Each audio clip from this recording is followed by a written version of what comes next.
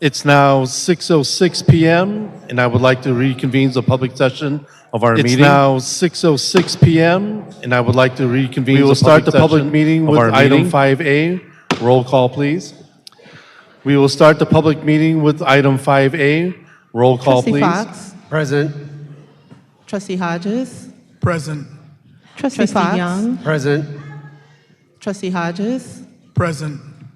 Trustee Young. Present. Vice President Flores. Present. He is present. Vice President Flores. Virtually. And He is President present Amboy. online Present. virtually. We have a quorum. We have And President Amboy. I'm sorry, Trustee Present. Valdez Jacobo. We have a quorum. Present. We have And Trustee Arbab. Trustee Present. Valdez We have a Jacobo. quorum. Thank you. Present. And Trustee Arbab. Thank you. Present. Item We have a 5B, quorum. please stand Thank you. and join us for the Pledge of Allegiance. Thank you. Item 5B, please stand and join us for the Pledge of Allegiance.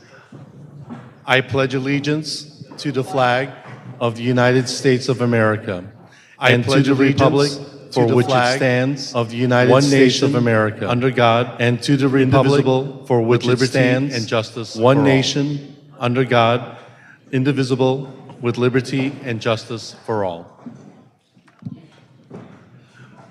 Moving to item 5C, reports of action taken in closed session. Moving to item 5C, reports of action taken in closed session. Existing litigation. For item code 3A, conference 549, existing litigation. Government code section 549, the governing board received information on two matters. Point 9 no CU 25-board received information on two matters. And number CU 25-07305. The district provided the attorney and staff with direction 07225. The district provided the attorney and staff with direction. None was taken. For item 3B, for item 3C, conferences, labor, none was taken. Negotiators. For item government code section, conferences, 54957, negotiators. The governing board government code section update 549 negotiations with our labor partners and provided staff and received an update on ongoing negotiations with our labor partners and provided staff. Do I have a motion for the adoption of the board agenda? Before the motion, Item 5D, do I have a motion for the adoption of the board agenda? Before Item the motion, 10A we, sorry, the district does want 10I, to pull action two item items off 10I, the agenda and Item consent 10A, item 8, sorry, 10I. So we're 10I, going to pull those action off item the agenda. 10I, And 8R, consent item R like Ruben. 8R. So we're going to pull those off the agenda. 8R, 10I R like and Ruben. 8R. So 10I and 8R. Trustee Fox? I'll make a motion to approve the agenda with taking off item Trustee Fox? 10I and consent item. I'll make a motion to approve the agenda with Do I have a taking second? off item 10I and consent item 8R. Do I have a second? Trustee Dr. Young? Second. Trustee Dr. Young? I have a motion by Trustee Fox and a second by Trustee Dr. Young. Roll call, please. I have a motion by Trustee Fox and a second by Trustee Fox. Dr. Young. Roll call, please. Aye. Trustee Hodges. Aye. Trustee Young. Fox. Vice President Flores. Hodges. Aye. Trustee Young. President Amboy. Vice President Flores. Trustee Arbab. President Amboy. Aye. Aye. And Trustee Valdez. Trustee Arbab. And the motion passes 5-0. Aye. And Trustee Valdez Jacobo. Thank you. Aye. And the motion passes 5-0. Item 6, board presentations, adoption of resolutions, memoriams, community board donation presentations, acknowledgements, and adoption of resolutions, President Amboy, we do have memoriams, memoriam. I community do have, donation I wanna acknowledgements, and speak to recognition. three people President we're Amboy, going to we do recognize have this memoriam. evening. I do have, in honor I of wanna their speak to passing. three People we're going to recognize Great. this evening. So I'd like to begin in by honor of their recognizing passing of three figures if I can. that had a significant impact Great. on the lives So I'd like to of begin VCUSD by students recognizing and the passing families. of three figures We've learned that had a that significant John impact on the Finney lives passed of away. VCUSD students and John families. Finney was a We've dedicated learned educator that John and a Finney former police passed away officer honored John as the Finney was a namesake of the dedicated John educator Finney Education and a Complex former in police Vallejo. officer, honored A former as the San Francisco namesake of the Police John Department Finney Juvenile Education Division Complex in officer. Vallejo. He became A principal former San Francisco of People's Police High Department School in Juvenile Division 1972. officer. He Serving became until principal 1986 of People's and High transforming School it in into a vital 1972. alternative education Serving school. until 1986. He was also an active and member of the transforming it Vallejo into a Fairfield vital alternative chapter of education Kappa school. Alpha He was Psi also an Fraternity active member of the Incorporated. Vallejo Fairfield chapter Here's some of Kappa dates Alpha to know. So Psi July Fraternity 1972 Incorporated to July 1986. Here's some He dates was the to principal know. of So People's July High School. 1972 It was then to known July as the Work 1986. Study Center. He was the in principal Vallejo. of People's High School. From July It was 1986 then known to as August the Work of Study Center 1992. in He was Vallejo. the director of alternative From July education 1986 for VCUSD. to August of 1992. And in August of he was the director 1992, alternative he education retired for from VCUSD, but continued to and in August of substitute in various 1992, positions he retired in the from district for the next VCUSD, 10 years. but continued to substitute November in various 13th, positions 2013, in the district for the next People's 10 High years. School was renamed November John 13th, W. Finney High School. 2013, So People's we High School remember was John renamed Finney. John W. Finney High School.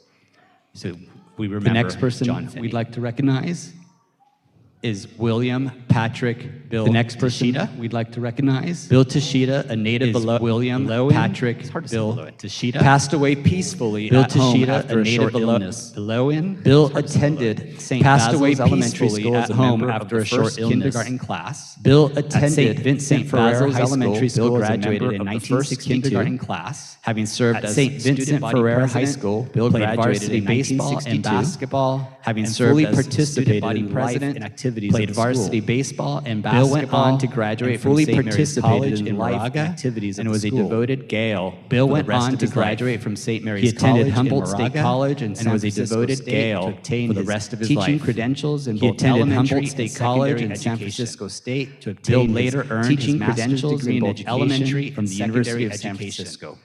Bill In later June earned of his master's degree in 1967, education. Bill from the married University his of high San school Francisco. sweetheart, Paula Kavanaugh. In June of They embarked on a 1967, two-year Bill Peace married Corps his high school commitment sweetheart in Sierra Paula Leone, Kavanaugh. West Africa. They embarked Bill on a founded two-year and Peace taught Corps in the first commitment secondary in Sierra Leone, school, West Africa. Shang Secondary Bill School, founded in and Coral taught Kingdom. in the first secondary Bill loved school living in a Shang different culture secondary and became school a curious in and Coral adventurous Kingdom. traveler.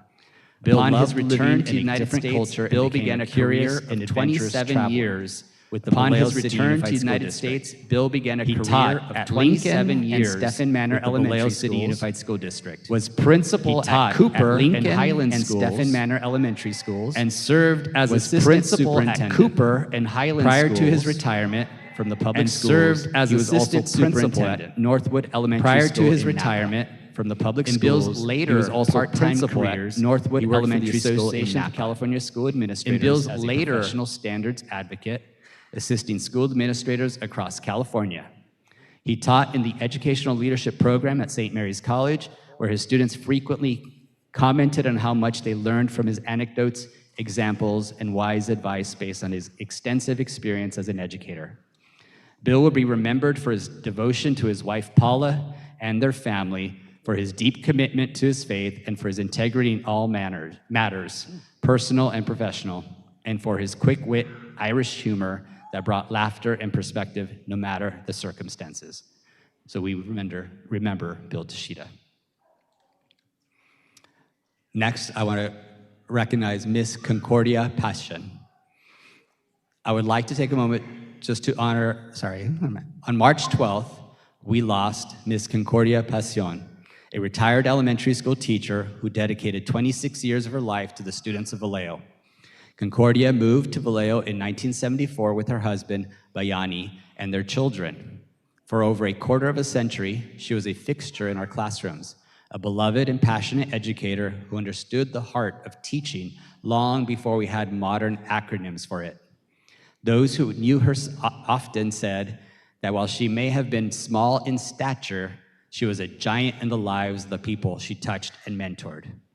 Long before PBIS, or social emotional learning, became standard terms in our district, Concordia was living those values. She had an innate gift for positive student engagement. Her students didn't just learn, they prospered because they felt truly seen and deeply valued. Perhaps the greatest testament to her life is the legacy she leaves behind right here in VCUSD. Her passion for service lives on through her family.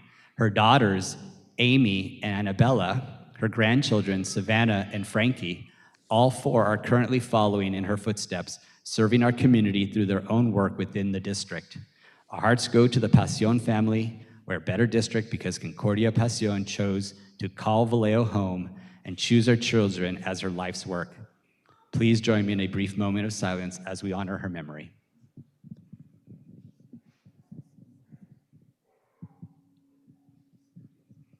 Thank you all. Thank you. Moving down to forum. 7A, interagencies. No interagencies today. Now, let's move to 7B. Do we have a representative from VEA?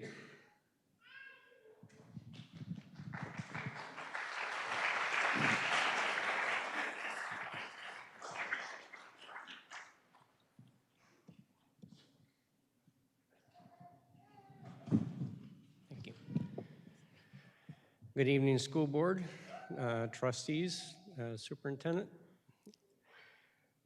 It was incredibly disappointing to learn that one of our staff was placed on administrative leave before any type of notification from admin was given. Instead, I, learned about it on social media. I find this not only unprofessional, but unbelievable. There are better ways to assure parents in our community that we are doing our best to protect our children and give our staff their due process rights. Thank you. Thank you. CSEA.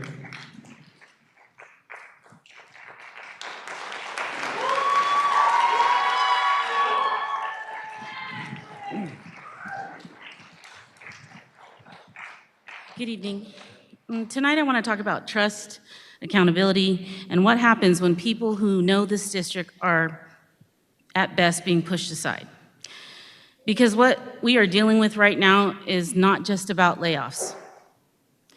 It's about a pattern of decisions that are being putting this district, and more importantly, our students, at risk. As you now know, this district paid out at least $625,000 to Jesus Followers University, a contractor whose own founder publicly stated that his goal was to turn students into, quote, champions for Christ, end quote. That should have never happened. And let's be clear why this is so serious. The California Constitution states, quote, no public money shall ever be appropriated for the support of any sectarian or denominational school or any public under the exclusive control of the officers of the public schools, nor shall the sectarian or denominational doctrine be taught or instruction thereon be permitted, directly or indirectly, in any of the common schools of this state, end quote. Public school dollars are not supposed to be used to advance religious indoctrination in our schools, or our students come from different faiths and from non-religious backgrounds, and every one of them have the right to a public education free from sectarian instructions. What happens here raises very serious legal questions and should concern every member of this board and every family in this district. And the way this came to light should concern every single person in this room. CSEA discovered this through a public records request. In one morning, our team easily identified who this organization was, what they stood for, and the statements its founder had made publicly. We brought that information to the members of this board who were willing to meet with us, and we thank those members who met with us.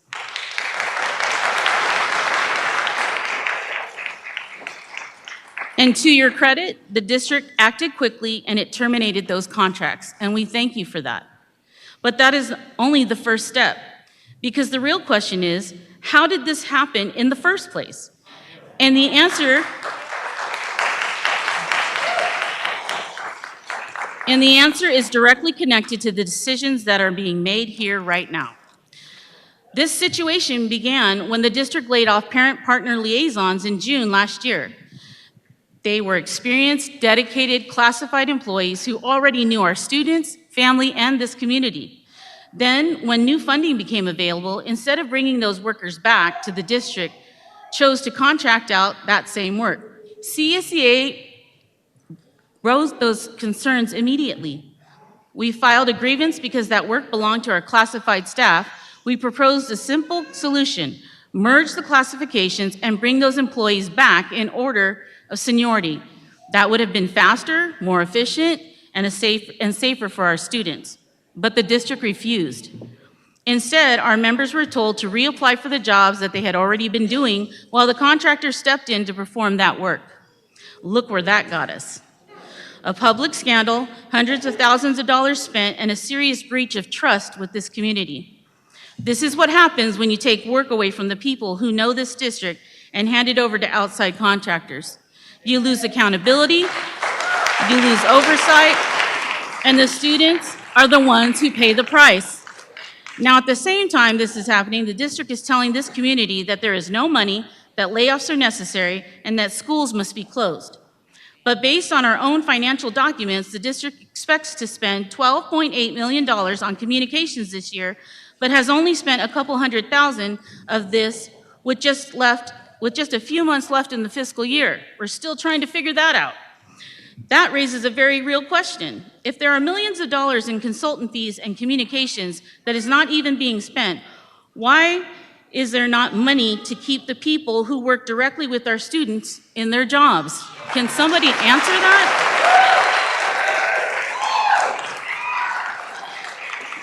Why are we laying off the very people who support our classrooms, keep campuses safe, and help families every single day? At the same time, the district continues to make critical decisions behind closed doors without transparency. Decisions about agreements that were signed and then later revised were not properly brought back in open session. That erodes trust, and it sends a message to employees and to its community that their voices are not being heard. Meanwhile, the district continues to spend thousands of dollars on outside attorneys to negotiate with CSEA, yet progress at the table continues to stall. Instead of moving conversations forward, the approach that we are experiencing is combative, obstructive, and unproductive, dragging it out and making the process costly for the district, and it's costing them thousands more in billable hours while no real resolution is happening. We want to move forward with the district with the least cost as possible, but they don't seem to hear us. That is not a path towards resolution. The path toward deeper division is what that's headed. And now we are being told that 1/3 of classified employees could be laid off while the district continues down the same path that it led to this situation in the first place: layoffs, contracting out work, loss of accountability. We have already seen where that leads. So tonight we are asking you to make a different choice. Stop the layoffs, stop contracting out our work, investigate how the situation happened and hold people accountable, recover public funds wherever possible, and most importantly, bring this work back to the classified professionals who already know how to do it, who are already part of this community, and who are committed to serving our students in the right way. Because at the end of the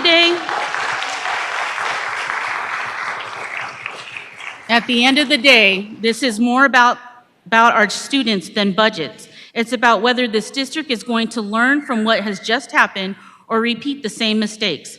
Our members are here, our community is watching, and our students deserve better than what we're giving them now. Thank you. Thank you, Kat. VSMA?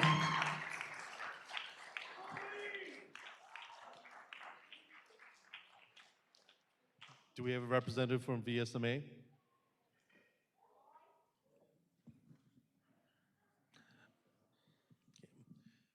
Okay. So no report for VSMA. District Advisory Committees, looks like we have no reports from them as well. Item 7D, student reports. Trustee Valdez Jacobo. Good evening, Community Board. My name is Sonia Valdez Jacobo. I am student trustee representing Vallejo High School. It is a pleasure to be here upon you all once again. Well, we are in spring break, but I can say that a lot of us, we were able to end off the quarter on a strong note. We've been focusing on resting, just kind of resetting our social battery, getting ready to get back to school. We also have a lot of seniors starting to commit to colleges, universities. We are preparing for more school events like prom and many more that we have planned. And more on a personal note, this spring break, I've just been laying off, been low-key lately, trying to heal my ankle. So, yeah, that's my report. Thank you. Thank you. Trustee Arbob. Good evening, board and community. My name is Baroj Arbob. I am the student representative and student trustee for Jesse Bethel High School. Go Jags.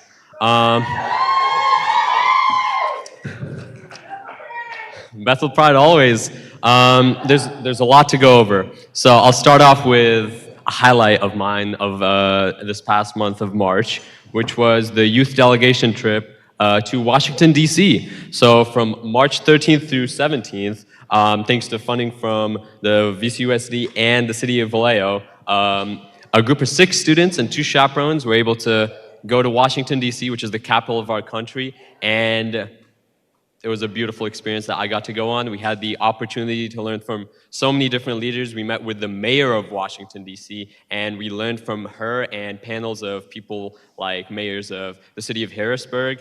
And we got to learn about so many different things. And this year, the focus of the delegation, which was for the National League of Cities youth delegation, was on housing, because I think everyone in this room understands how important housing is. We have a housing crisis in America right now. And so one of the things that was reemphasized, and even in the last delegation to Salt Lake City in November, is youth are not just the future of this country. They're the present.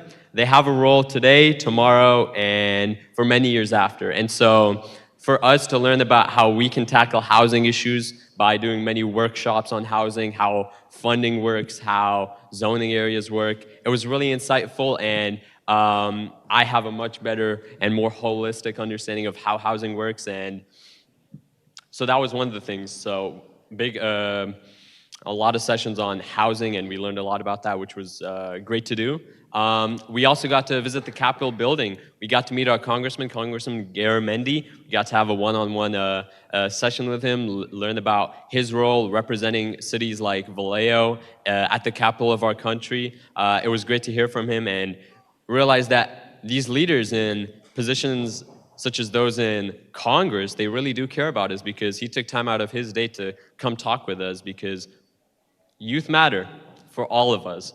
And we also got to attend a house session about these things called icebreakers that are being built at Mare Island, where Congressman Garamendi gave us a shout out, so that was pretty cool. Another thing that I'd like to touch on is Future Leadership Solano. We had a session recently at the Vallejo Naval and Historical Museum where we learned about Vallejo's history, because a lot of people don't know, but Vallejo has a lot of history. It's a beautiful city, and I love this city personally. I have a lot of pride in the city, so it was great to hear about that, and the youth were also able to do some workshops and create a vision for what they want to see in the future of Vallejo. And I encourage all the families and all the youth that might be listening or that might get this message, look into opportunities in the city of Vallejo, because a lot of people like to write off Vallejo as a city that doesn't have many opportunities for youth or in general. There are opportunities. Things like Future Leadership Solano, where one of our sessions, we're going to be going to City Hall, having a mock session with real members from City Hall, and last year we even had the mayor. So there's opportunities in Vallejo, things like the youth delegation, where we're one of the only cities from California that gets to go to places like Washington, D.C. So there's opportunities for the youth in Vallejo. I encourage all of you to look for them. If you want, you can connect with me or some of the other youth leaders in the city, like Trustee Jacobo. Aldes Jacobo. So yeah, and I just want to congratulate all the families and students on getting through Q1. Enjoy your spring break, and let's have a great end to the school year. Thank you. Thank you. We're down to community forum. The purpose of the forum is for the staff and public to offer comments, reports on items of interest within the jurisdiction of the board, which are not on this evening's agenda. The public and staff are invited to make comments. However, no items brought to the board's attention under this section of the agenda may be acted upon at the meeting. And roughly how many cards do we have? We have 15 cards for community forum. 15. 15? Okay. 1-5. Okay. Thank you. Individual comments will be limited to no more than 3 minutes. Individuals may not relinquish their time for another speaker to add for the designated 3 minutes. 3, or do you want to go 2 or 1 minute? Because there's 15 of them. So do you want to do 1 minute? We'll just keep it at 3. You want to leave it at 3? Yes. Okay.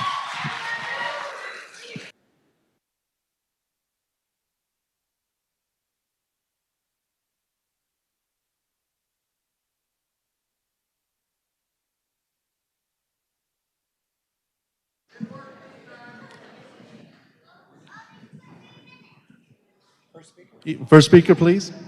Okay, our first speaker tonight is April Nelson.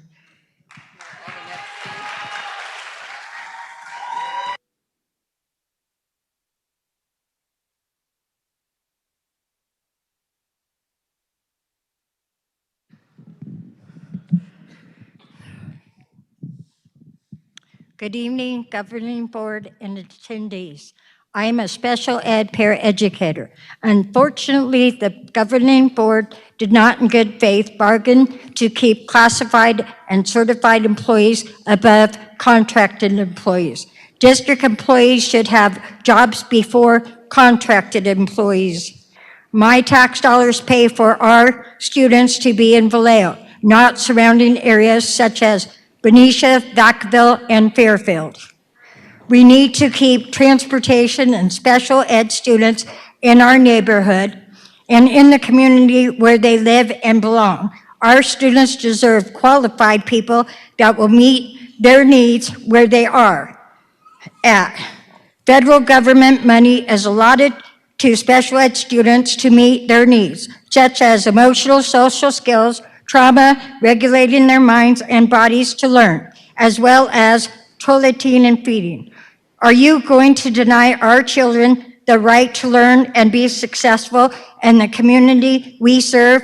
I ask that you bargain in good faith in the near future for qualified staff in an open forum. Ask yourselves, are you serving our students in Vallejo or yourselves? While we are out here fighting with the budget cuts and our jobs, our kids are suffering. They are not mine, they are ours in the community of Vallejo. It takes a village to help our students, and you are supposed to be part of that village. Thank you.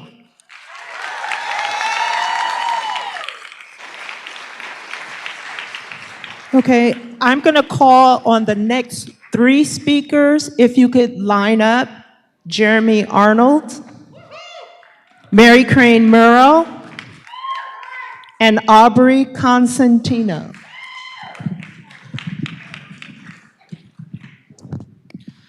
Thank you all. Jeremy Arnold, Labor Relations Representative for CSEA. CSEA alerted the board members about the illegal Boomer Bennett problem on March 25th. 2 days later, Superintendent Aurelio sent his email blast out blaming the union for this contract. How dare you? You should be thanking us for bringing this to your attention. Even though we've been fighting for months and months to bring our parent liaisons back to do this same work in-house, that grievance is before you tonight. The board is due a response to us on April 3rd. Are you even aware of this? In addition, tonight you all are going to see a $41,000 car purchase from Lincoln of Fairfield billed to this community schools grant. Is that what you all want your grant money for? Additionally, we're looking at on your agenda increasing F3, your lawyer's budget, so that Josh can charge you all $395 an hour to stuff envelopes and to drag our bargaining table. That's how he made partner. So this is corruption, plain and simple. Ruben Aurelio, you are accountable for the actions of your management team. Sharita pushed this contract. Heather Tapasio signed this contract. Matt Chamberlain denied this grievance all the way up that would have brought this work back in-house. So my question to you is, where is the accountability? Where is the transparency? You'll talk about it, but you won't do it. Not when it's your managers who made the mistake. And most importantly, I want to know, and CSEA will find out, what else are you covering up?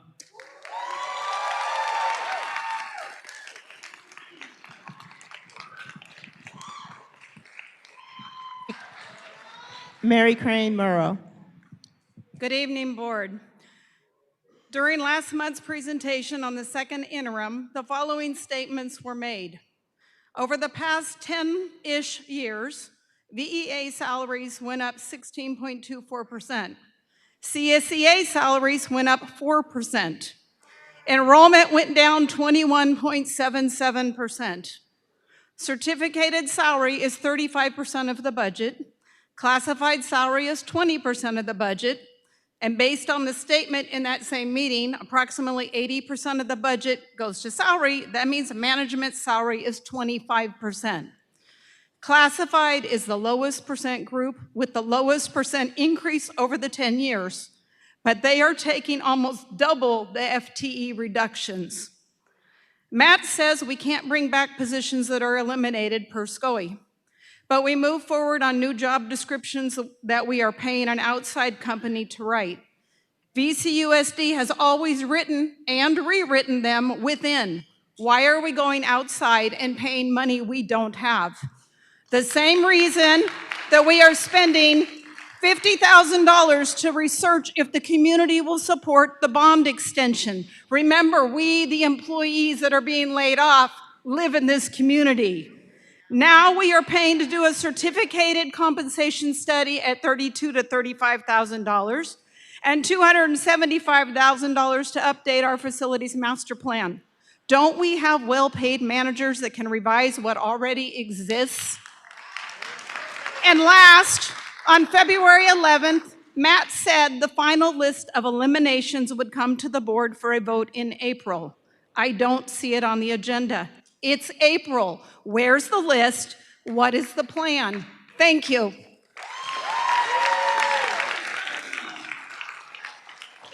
Aubrey Constantino.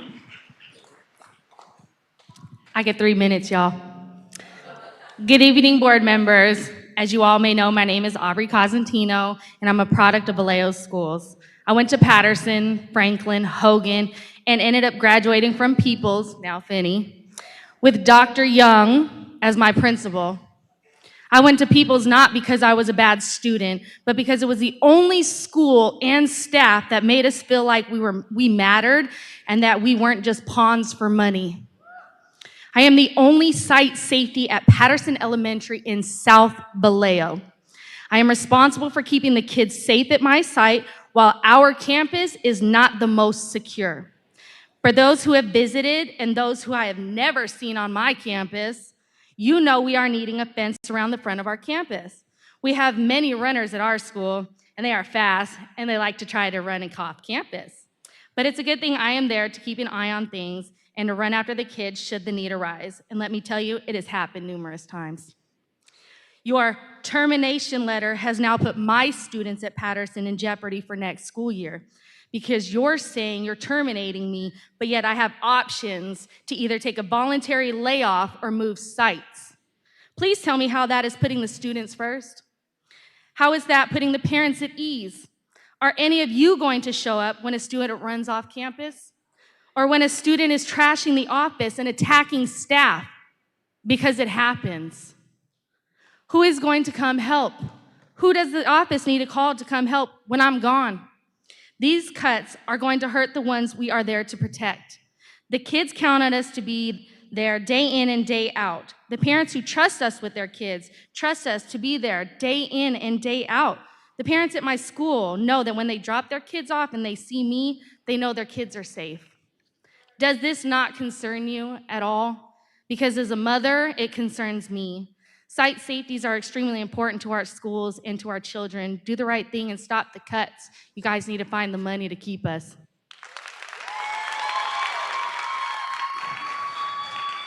Our next three speakers are Star Constantino, Glenn Lavelle, and Colette Lay.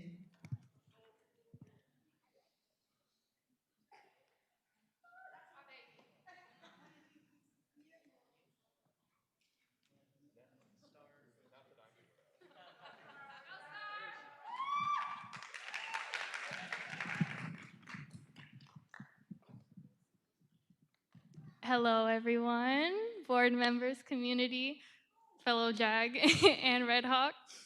My name is Star Cosentino, and I went to Patterson, Hogan, Jesse Bethel, go Jags, and I now go to Finney doing ISA, which is Independent Studies. When I read the agenda, I see our mission is to meet our students and families where they are and to provide a high quality, rich educational experience that seeks to elevate each student's potential and connect to each student's passion. I don't get why you think it's logical to cut a counselor, a site safety, multiple resources that these students have that will help them achieve that. You say that that's your mission, but it's not. You just care about the money, honestly. And it shows. We don't have toilet seat covers at my school. We don't have paper towels. We don't have anything. And you're trying to cut everything we do have. And it's hard to see. I went to these schools. I have 2 part-time jobs. I volunteer at an elementary school. I hear what people say. I hear how we talk. And none of it's good. Nobody likes, you say that Vallejo is such a strong community, which it is, but you also have to look at the bad side. People need protection when they send their kids to school.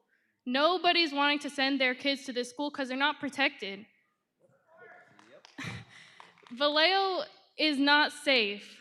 It's really not. You guys have to look at the bad side. My mother works in South Vallejo, and that by itself, you're trying to cut her, the only site safety, but South Vallejo is known as such a bad part.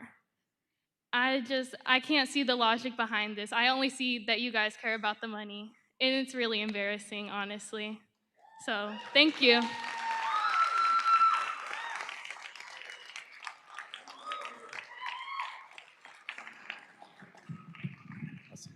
Thank you. Glenn Lavelle, I'm sorry if I'm pronouncing your name. Laval, it's close.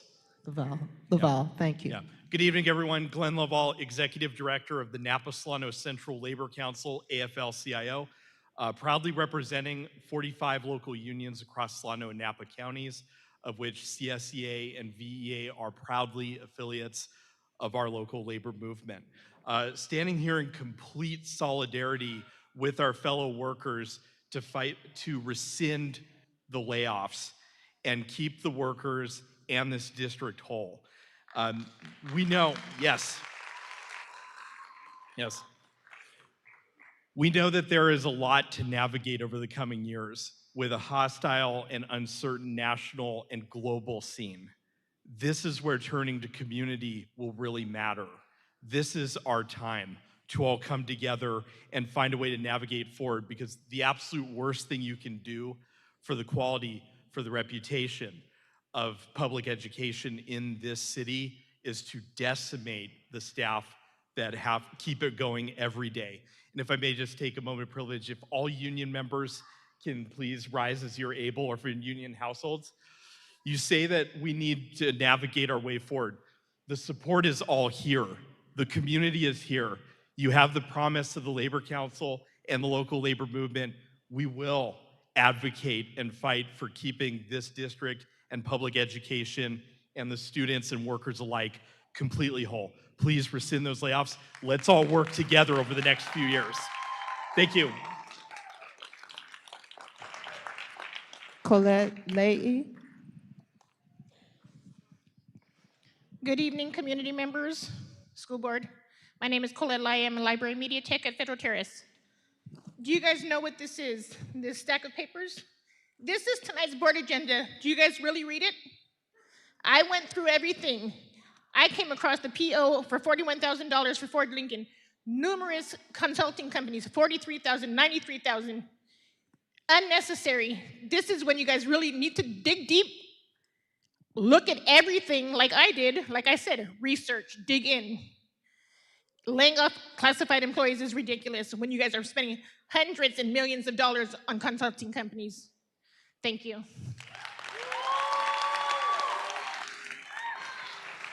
Our next three speakers are Kayla Duenas, Sheila Womack, and Maliko Trailer.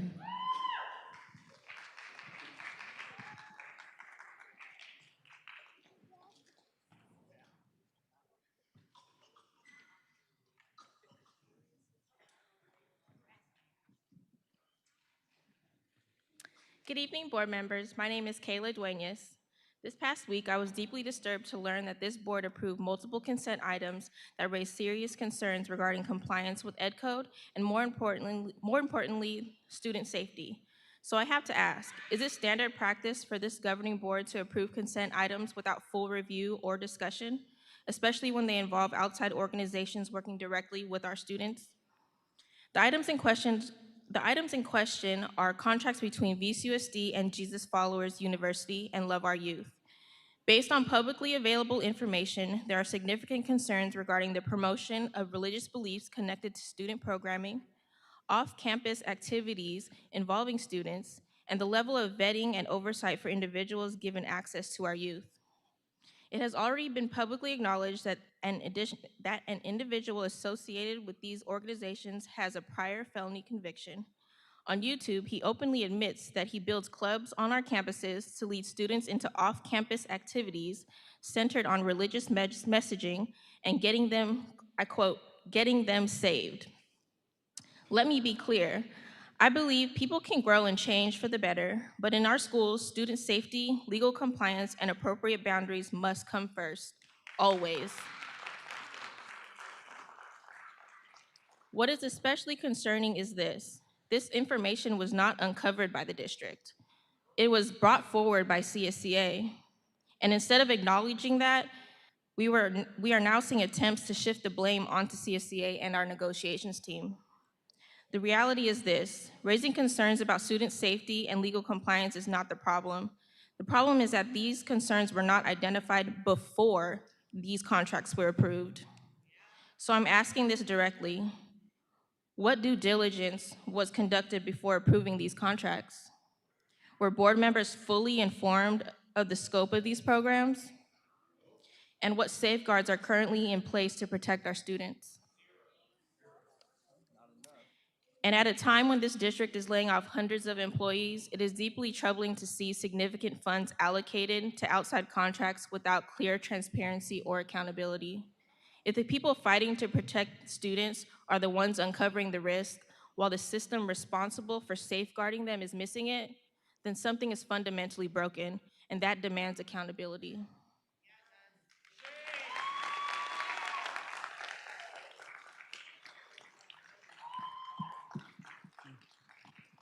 Sheila Womack. Good evening, school board. My name is Sheila Womack. I'm a CSEA member intern. Hope to be a labor rep someday. I stand before you tonight to talk about more than just numbers on a ledger. I'm here to talk about trust and the heavy responsibility that each member of this board carries when they hold the future of our community in your hands. For months, you've looked this community in the eye and told them there's no money. You told them that layoffs are an unfortunate necessity and that closing schools is the only way to keep this district afloat. This community has been told to do less with less. But we all see the disconnect.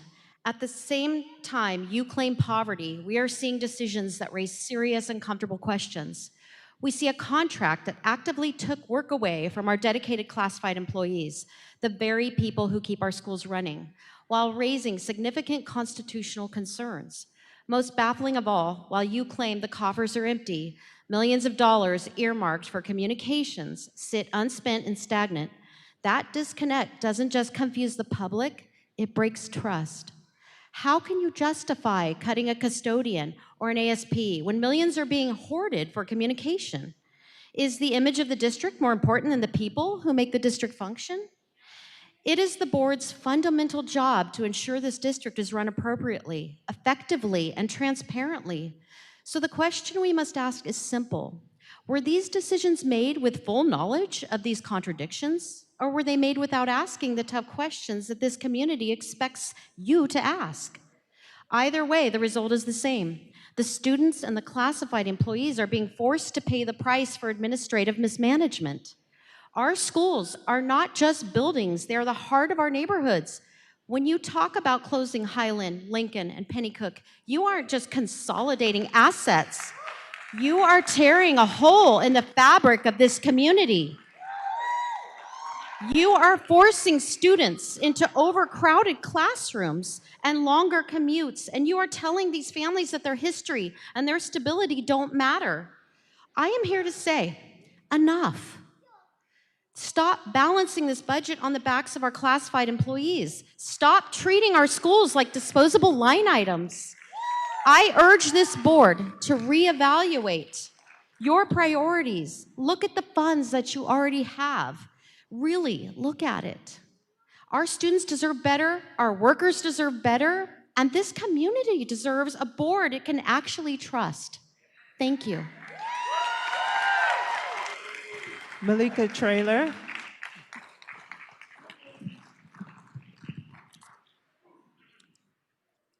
Good evening, President Amboy, board members, and Superintendent Aurelio. My name is Malika Trailer. I am your sole dedicated and hardworking benefits specialist here at this Vallejo City Unified School District. Tonight, I want to say that when decisions are mismanaged, there are consequences. And right now, those consequences are falling on classified employees and on students, and that is backwards. Because oversight is the responsibility of this board, when contracts move forward that take work away from classified employees and raise legal concerns, and when large amounts of money sit unspent while layoffs are proposed, something is not working the way it should. The people making the decisions are not losing their jobs. The people who support students every day are. That is not accountability.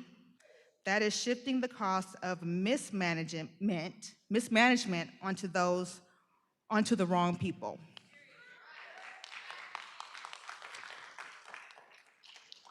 I also want to say that when decisions are made without transparency, it creates doubt, and right now there is a lot of doubt.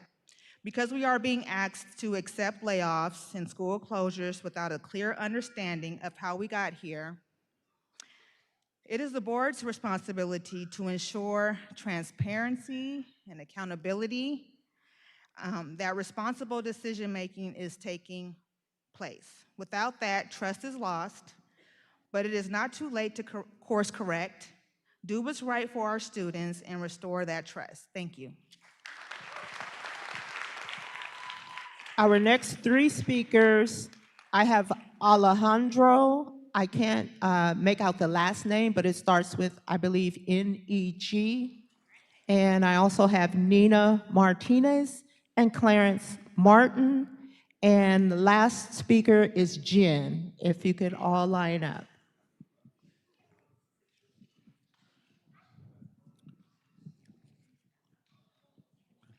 Good evening, Board.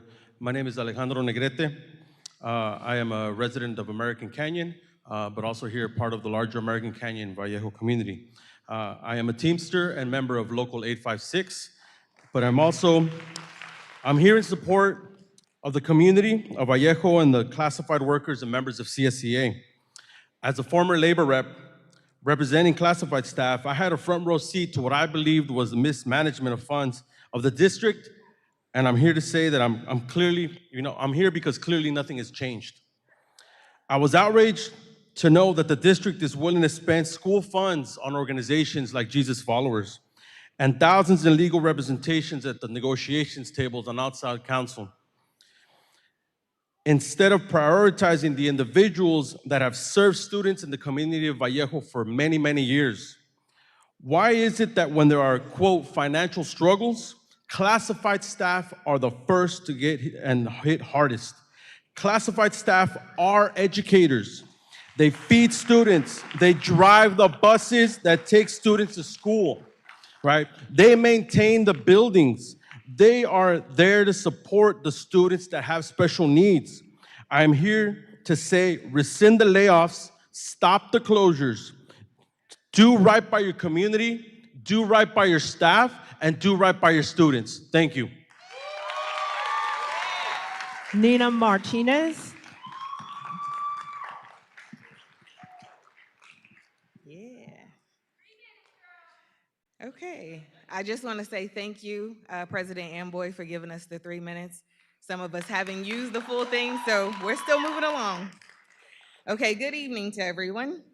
The district is choosing to remove experienced, trusted employees from our schools, people who know our students, our families, and our communities, and replacing that with uncertainty. That is not a cost saving, that is a risk. And when decisions like contracting out work happens without proper scrutiny, that risk increases. It is the board's role to prevent that from happening. Because when experience is pushed aside, mistakes get made, and students are the ones who are affected. Layoffs and school closures may look like short-term fixes, but the damages they cause is long-term. Loss of experienced staff, loss of stability for our students, and loss of trust in the district. I still got some time. And when those decisions come after choices that raise serious concern and money that has not been used effectively, the damage is even greater. That is why this moment requires strong oversight and better decisions. The time is to reevaluate the decisions that got us here and make new decisions that are in the best interest of the students we are all tasked with serving. Still got some more time. There is a line that should not be crossed, and that line is cutting the people who directly support the students while others spending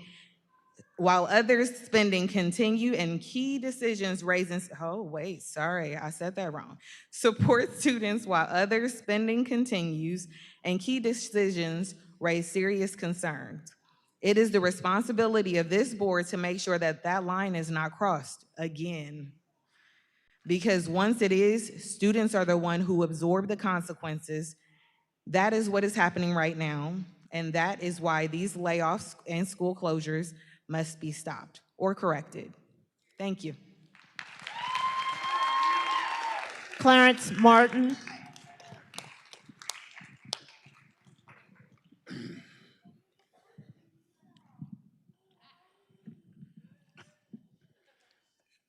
Good evening, board. Good evening, Mr. Superintendent. Good evening, young board members. Now, I've been sitting here listening to what these people say. Ain't none of them told a lie. Not nan one of them. Now, when we look at other school districts throughout California, all of them are going through this. There's a lot of them that's going through this. But you know which ones aren't going through this? Our neighbors. Benicia's not going through it. American Canyon's not going through it. Because they banking on getting our kids.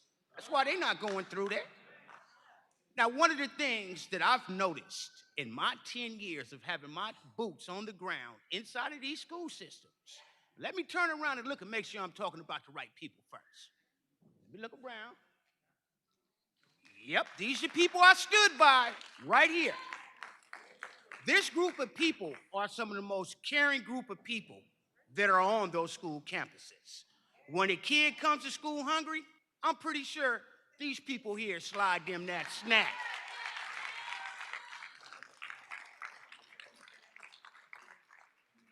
When a kid has an emotional problem, I'm pretty sure these are the people to give them that support. When a kid might not be picked up from school because there's an emergency at home, I'm pretty sure, again, these are the people that get that kid home safely. Now, I don't have no financial interest in any decision that goes on in school district. It doesn't financially hinder me in no way or another. But one thing I do know how it hinders me and everybody else is it separates our community. It gets us to pit school against school, organization against organization, and it tears a community down. Now, we all understand that money is the issue. Now, I heard some rumors about a bond trying to be passed. I also heard that if $50,000 was spent for a consultant. Well, I'm gonna help you, because you could have saved that $50,000. These same people you get ready to lay off are the same ones that's gonna vote yes if that bond come up to us. Now, I'm asking you to take a pause. Don't make no decision to hinder our community tonight. Come up with a plan. Sit the right people at the table and give it to the community to decide. Thank you. Last speaker for Community Forum is Jen. Hello, my name is Jennifer Hitson, and I am a CSCA labor representative for the North Bay Field Office. Classified employees are being told there is no money for them. At the same time, millions of taxpayer dollars are being spent in ways that raise serious concerns or not spent at all. That sends a message. And the message is that people who do the work are expendable. We are not. We are essential. And it is the responsibility of the board to recognize that and act accordingly. Because when classified employees are laid off, students feel the impact. Every time a classified employee is laid off, students lose support. Every time a school is closed, students lose stability. So when we talk about layoffs and closures, we are really talking about what is being taken away from students. And what makes this so frustrating is that these cuts are being proposed while decisions have been made that raise serious concerns, and while millions of dollars remain unspent. It's the board's responsibility to ask the hard questions before reaching this point. Students and staff should not be the ones paying for those decisions.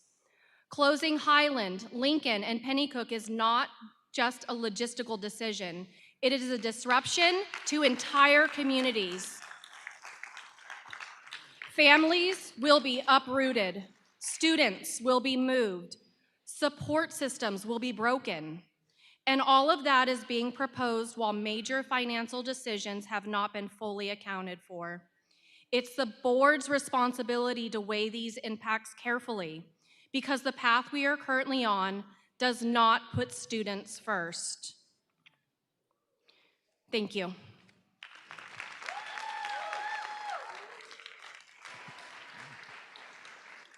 Thank you, everyone. Moving on to consent items. We have items 8 through 8W on the agenda tonight.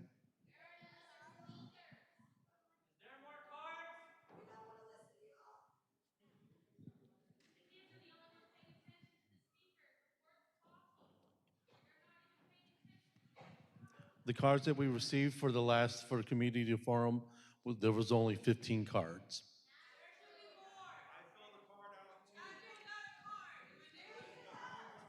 Those cards are related to the closure items.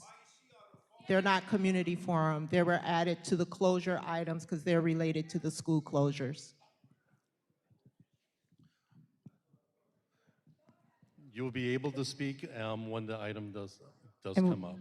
we do have 2 items, speakers for consent items, 8J and 8M. Okay, do I have a motion to approve?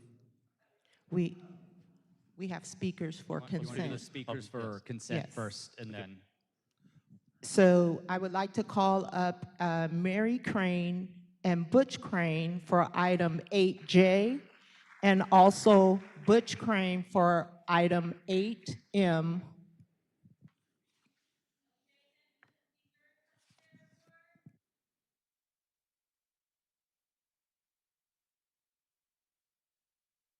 Good evening again, board. As you know, I'm Mary Crane Morrow. I'm retired.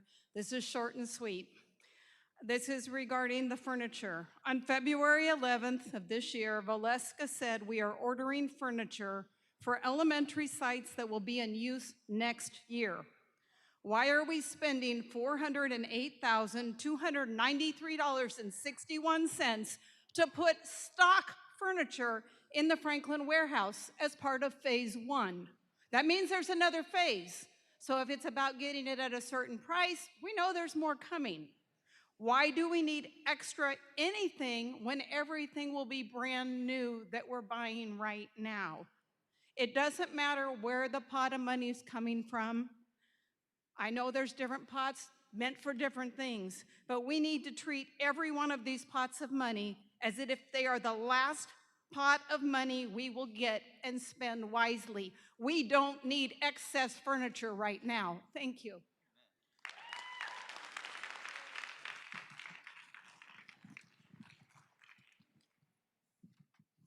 Good evening, everyone.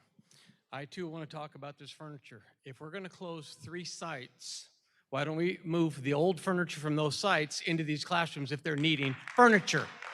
Every dollar counts. It could be used elsewhere. It seems ridiculous to buy brand new when we have schools that are being closed and they're just going to sit empty with furniture getting dusty. Put them in the classrooms. There's furniture in the classrooms now, obviously. We just need to fill in the missing pieces. Why are we wasting all this money to fill the schools and the stock in the Franklin warehouse? Thank you.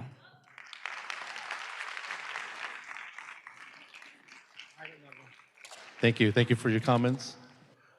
I got no, I have Again, ma'am, moving also. on to consent items. Yep, on the other item. Speaking also on item 8M. I have a question regarding this master plan. I went to the planning meeting. It was very informative. I'm glad I went. Learned about the new reasons, the reasons why we have to have a master plan every 5 years. Very informative. But I also want to know, why are we going to spend over $275,000 for a master plan? We have one. The buildings are still the same buildings. We don't need to build a new plan. We need to adjust it because the use in the buildings is different than it was, I think it was 2012 or 2013. But the buildings are the same. Same square footage, same address, same everything. Just the uses are different. How can you justify almost $300,000 towards a new master plan when we have one? Change the numbers and the uses. That's it. Save the money for other places.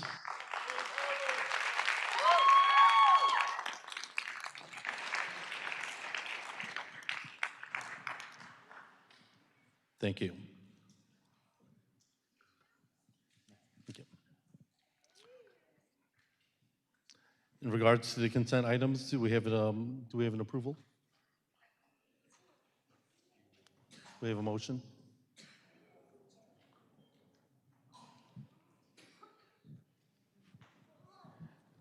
can we check with Trustee Flores or Vice President Flores?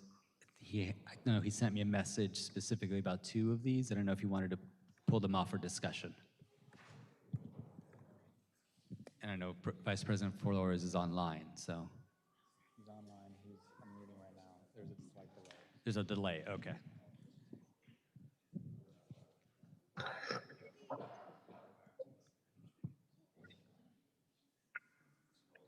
Trustee Flores?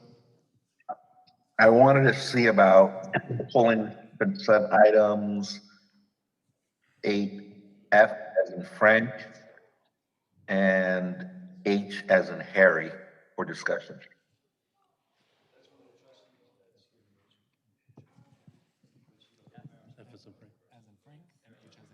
Harry, okay, H, okay.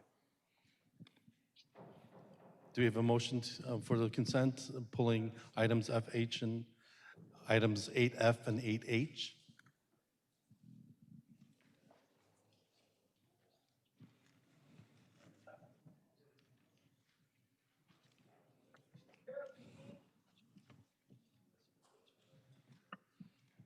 Quick question, we can put those in discussion, correct? And then move forward with the rest of it?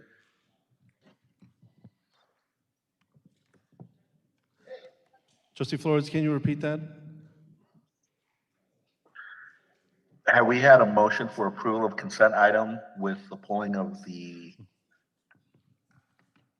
F and H? Thank you. Do I have a second? Trustee Hodges? Second. Roll call, please. Trustee Fox? Aye. Trustee Hodges? Aye. Trustee Young? Aye. Vice President Flores? Aye. And President Amboy? Aye. Trustee Valdez Jacobo? Aye. And Trustee Arbob?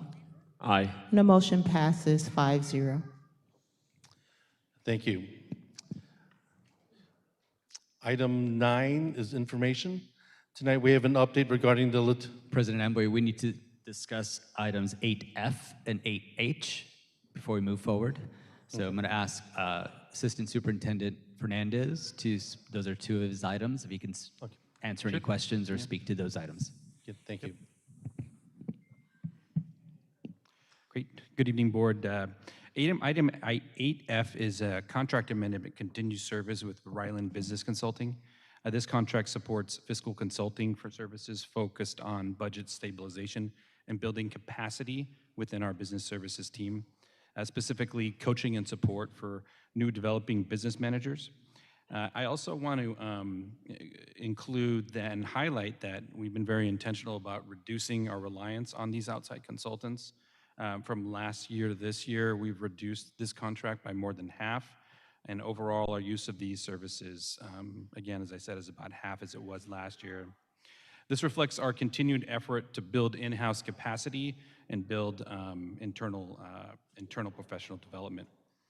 And this adjustment increases the contract to $70,000, but again, as I said, this is less than half of what it was last year.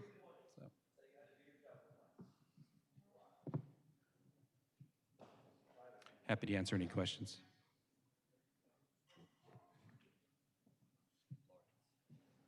Trustee Flores? I apologize, I'm having a little bit of difficulty hearing it. The main question I had regarding this contract was in regards to what was it expanding on. There wasn't too much description in the consent item, so I just wanted to know what we were going to expand the contract for specifically. Essentially, it's the same services, as I mentioned, building capacity within our new management team, as well as reducing our dependency on these services, on outside support over the years. And again, as I mentioned, we're expecting a decrease of this year of more than half.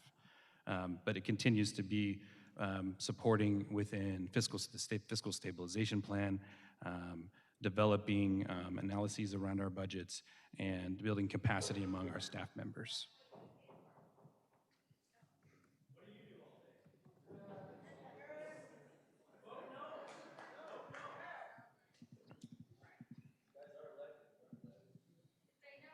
Trustee Hodges? No question.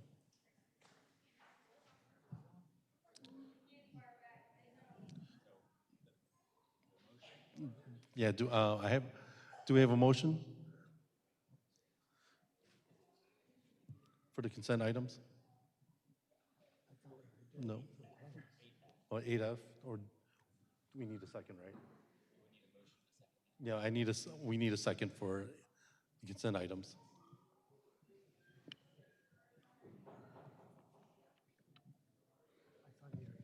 So the item on That was only- the item being discussed is 8F. So if the board is ready, we can accept the motion, a second, and take it to a vote.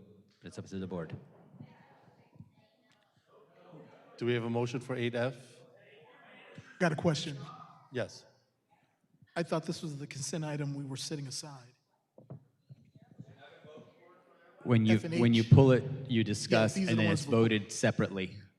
So it is part of consent, but we pulled it off consent to discuss, and then it becomes essentially an action item, and it can be voted on individually.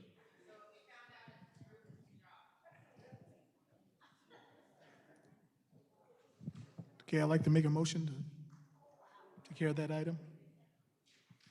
Okay, roll call, please. Oh, is there a second?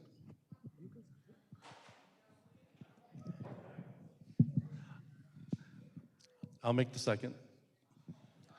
Roll call, please. Trustee Fox.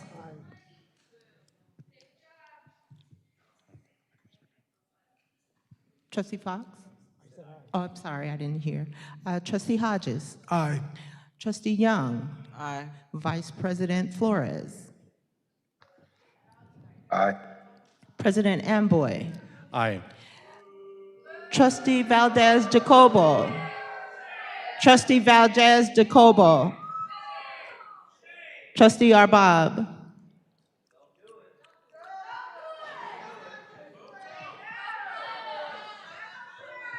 Can we just say abstain? Trustee Valdez Jacobo?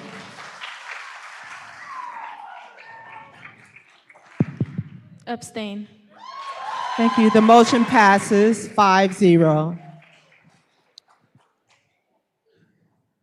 Thank you. So we have 8H. Assistant Superintendent Fernandez, if you can introduce that item. Good evening. This item is related to our regular facilities funding cycle and relates to developer fees. Districts are allowed to collect developer fees for any developments, like residential developments or commercial developments. And this practice is typically done every 2 years, and state law requires us to update those developer fees. So essentially, they go up over the years, and we're allowed to charge more fees for the developers that are building developments in our district. This matters because as this new development happens in our community, it develops more or generates more students, and we can legally collect those fees to fund the facilities, classrooms, any maintenance to those classrooms, and any expansion of those facilities. Right. And so we're recommending approval of this contract, which will provide an analysis of those fees and bring it back for us so that we can appropriately charge those developers those fees so we can use it on facilities costs. What questions does Flores have? What questions does Flores have? Oh, and one more thing, this would be funded by those facilities fees, not by the general fund, which can't be used for salaries or other expenditures related to salaries. So. Trustee Flores? Okay. I think I want a little more clarity on what the contract was about based on what I read in the agenda. It just seemed like that was something that was done already so far as figuring out how many kids were going to be there in the future and whatnot. I thought we had something like that when we were going through the school closures, because some of the concerns of the community were that more development was coming, more kids were coming, and on the information I received, or that the board received, we were told there wasn't enough kids arriving, enough families with children arriving for it to impact school closures. So is this related in any way to that? Because I feel like this would be then just a redundancy, or is this part of No, something else? It's a completely unrelated statutory requirement that we update these fees, and it needs to be done by a consultant to update those fees to understand what to charge those developers over the next few years. So.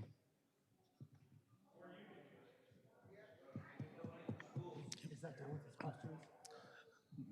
Do you have any additional questions, Trustee Flores? That was it, just clarity on if this was something that's already been done, because I It don't has see not. the need It for has not, no. an expenditure again if you've already done a study similar to this. But if that's other studies, or if this is related to something different. Yes, it's unrelated and it's something different than that process. Okay. Trustee Hodges? I got a question.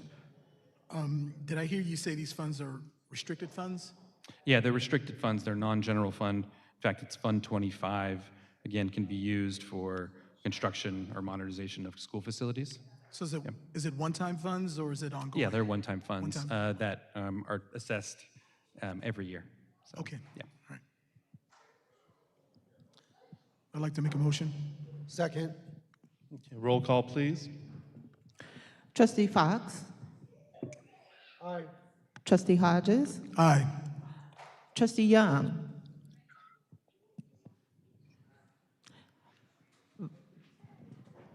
Vice President Flores? Aye.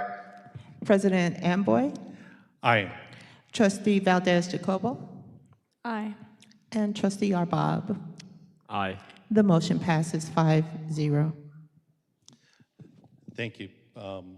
Information, item 9. Tonight we have an update regarding the Latino Parent Network, LPN. Ms. Heather Tapacio.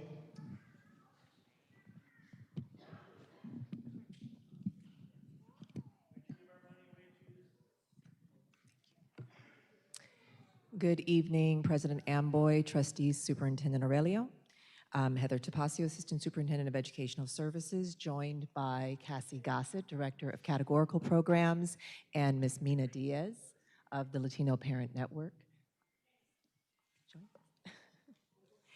We are here to give an update on the progress of the work of developing the Latino Parent Network in VCUSD.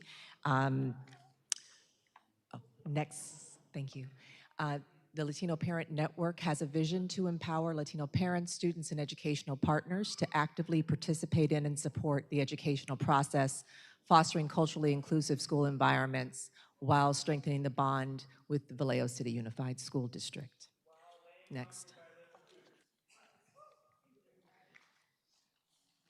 So starting with the vision and value that our schools are rooted in the community, Pillar 4 of the Community-Centered Education for the VCUSD Strategic Plan. Ms. Gossett will now share the next slide regarding how this connects to our Local Control Accountability Plan. Good evening.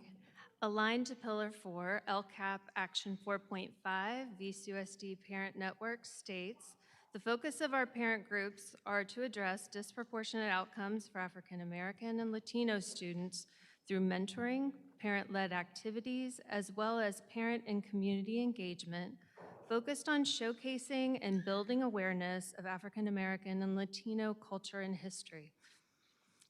This action is driven by data and designed to positively accelerate outcomes for our students.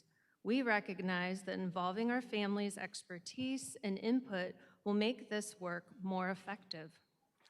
As we develop the LCAP plan for 26-27, VCUSD is committed to expanding opportunities for collaboration with current and future networks to positively impact student outcomes. And to speak a little more specifically to the LPN work, I will pass the mic to Ms. Mina Diaz.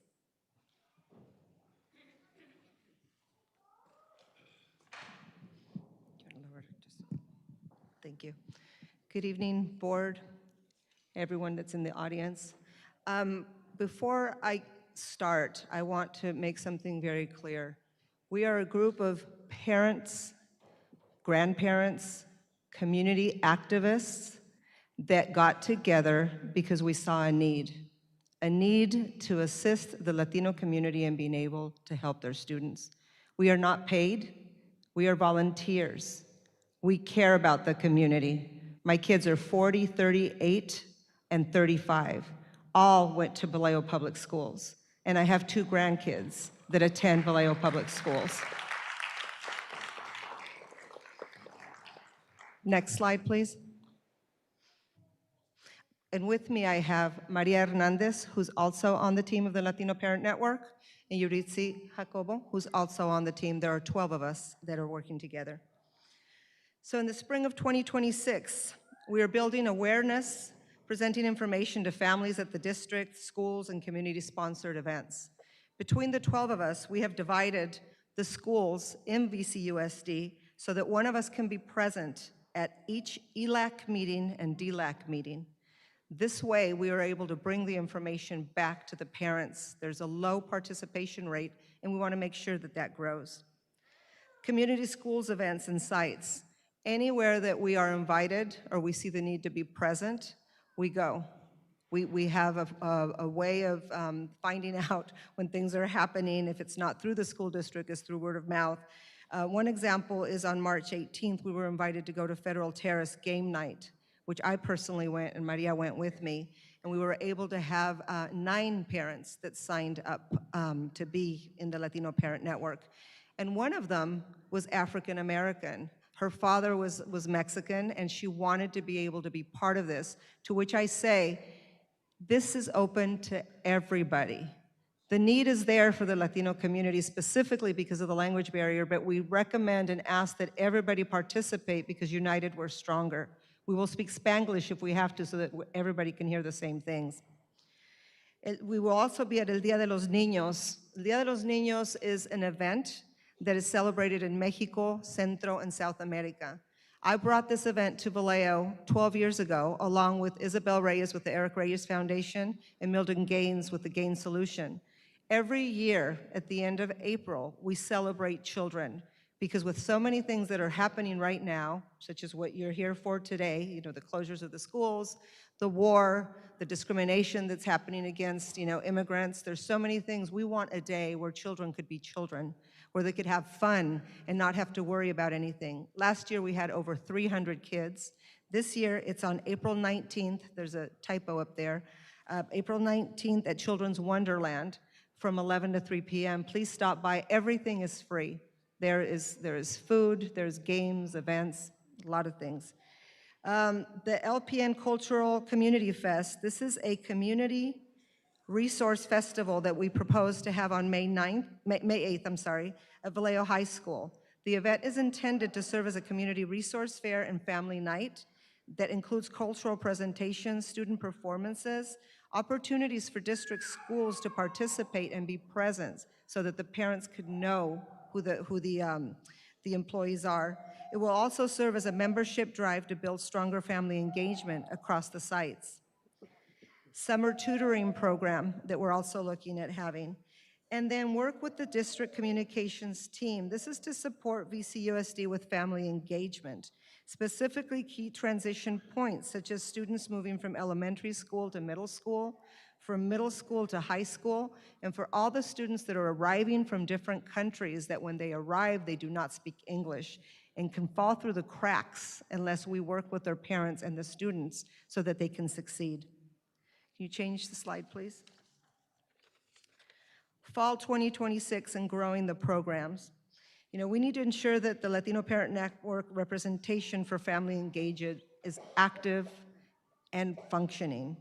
At school site orientation and back to school events, this continues to be an important time for us to be present along with all the other clubs and all the other organizations that are present. Club soccer memberships, you might want to wonder what that is. It's a model that would allow student extracurricular engagement through cultural showcases and a partnership with Vallejo United to offer club soccer memberships. As part of this model, we would implement a parent engagement contract where the families commit to staying connected to their local school site. participating in school events, and becoming a part of supportive parent community. Along with that is the cultural showcases, starting with the Hispanic Heritage Month, which would be September 15th through October 15th. You know, it's very important that not just Latinos, but every student feel proud of who they are, that knows their culture, that knows where they come from, and they don't fall through the problems of being bullied at school when they arrive here in the United States, because that's more common than not. That's how we end up with our kids being in gangs, because they gravitate towards people that they feel that share similar experiences, and we want to be able to eliminate that. So it all starts with working with the parents. Parent education and leadership.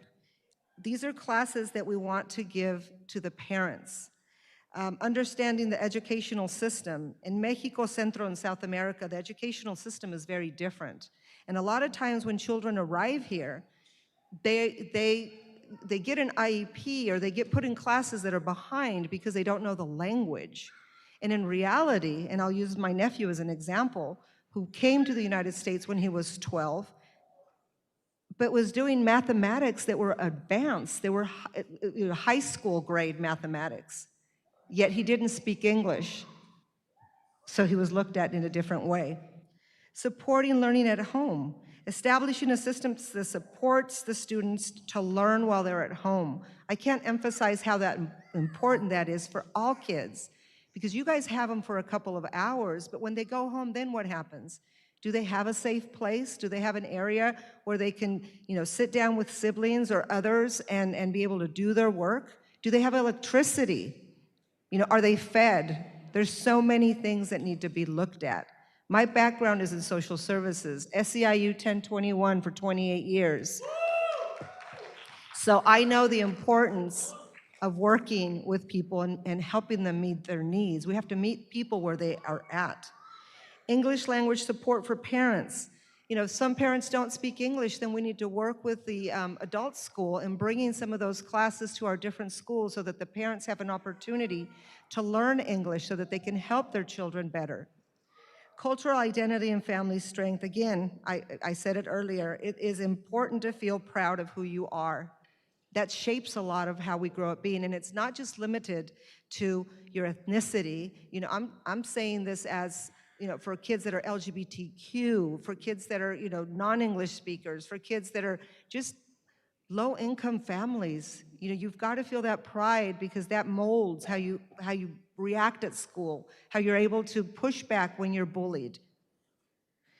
Latinos in higher education workshops. This would be for the parents to understand the process of their children attending higher education. A lot of Latino kids are first generation kids in their family to go to higher education. It's really important that the parents also understand, perhaps even doing, we have a lot of trips or campus trips for the students. Well, how about having campus trips for the parents? So they're able to, something close by, even Solano Community College, where they can go and see and talk to people and understand what their students, what their children are in store for. Now, I wrote a closing statement, and I'm going to say it in English, and I'm going to say it in Spanish, out of respect for mi familia, for my parents that didn't speak English, and for maybe some folks that are here that have the translation equipment. You're able to take it off and listen to it in Spanish directly from someone that is you, because I lived it. So, the Latino Parent Network was formed because we saw a need for more parent engagement. Some of us that formed the Latino Parent Networks are the sons and daughters of parents that did not speak English. And while our parents wanted to participate in our education, they sometimes didn't know how to. The resources for them to understand the educational system in the United States was very limited, if any. The countries that many of them came from have a different educational system than what we have here in the United States. Many of the LPN team attended Vallejo Public Schools, and against all odds, went on to pursue higher education and receive their master's and earned their PhDs. Can you imagine what our students and parents can do if they receive the needed resources and service? The Latino Parent Network serves as a bridge between the schools, community, and the district systems. Our goal is to serve VCUSD families in partnership with the district, strengthening trust, engagement, and stability during times of transition for many families. To succeed in helping Latino parents, we must focus on trust, respect through personal connections. Representation matters. We must ensure translation services is provided, or better yet, have bilingual staff so that the parents understand and feel comfortable. This is important. The connections that our bilingual staff make with these families is invaluable. You find someone that you can relate to, and that bond is not just done just because you speak the language. The bond is there because of cultural issues, because you know where they come, and because you were them. We were them. When parents and students feel they belong and their voice matters, that's what effective engagement looks like. It will bring success to our students, the parents, and the Vallejo City Unified School System. A special thank you to all the Latino Parent Network team members that do hours and hours of work for free because it's from our heart. These kids are ours. Now I'm going to repeat just the closing statement in Spanish. La Red de Padres Latinos, Latino Parent Network, se formó porque percibimos la necesidad de una mayor participación de los padres. Algunos de los que conforman la Red de Padres Latinos somos hijos y hijas de padres que no hablaban inglés. Y si bien nuestros padres deseaban participar en nuestra educación, a veces no sabían cómo hacerlo. Los recursos a su disposición para comprender el sistema educativo eran limitados, si es que existía alguno. Los países de origen de muchos de ellos poseen un sistema educativo muy diferente al que tenemos en Estados Unidos. Muchos miembros del equipo de Latino Parent Network, la red de padres latinos, asistieron a las escuelas públicas de Vallejo y contra todo pronóstico lograron cursar estudios superiores, obteniendo sus maestrías y sus doctorados. ¿Se imaginan qué puede suceder cuando nuestros estudiantes y los padres podrían lograr y recibir los recursos y servicios necesarios? La Red de Padres Latinos actúa como un puente entre las escuelas, la comunidad y los sistemas del distrito escolar. Nuestro objetivo es servir a las familias del distrito escolar en colaboración con el distrito, fortaleciendo la confianza, la participación y la estabilidad durante los periodos de transacción que atraviesan muchas familias. Para lograr ayudar a los padres latinos, debemos centrarnos en la confianza y el respeto mediante el establecimiento de conexiones personales. La representación importa.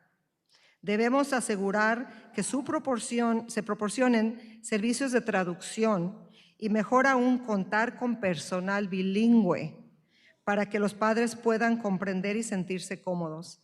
Queremos invitar a los padres a asumir roles de liderazgo como embajadores, ayudando así a fortalecer la conexión de confianza y la retención en todos los planteles escolares. Cuando los padres y estudiantes cuando los padres y estudiantes sienten que pertenecen y que su voz es importante, es entonces cuando se manifiesta una participación verdadera y efectiva. Esto traerá éxito a nuestros estudiantes, a los padres y al sistema escolar del Servicio Escolar Unificado de la Ciudad de Vallejo. Un agradecimiento especial a todos los miembros del equipo de la Red de Padres que donan su tiempo poniendo horas y horas para que estos niños que son nuestros progresen. Muchas gracias.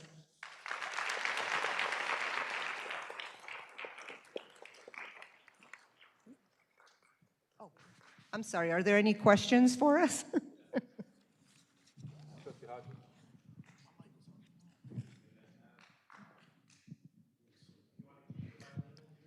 Thank you.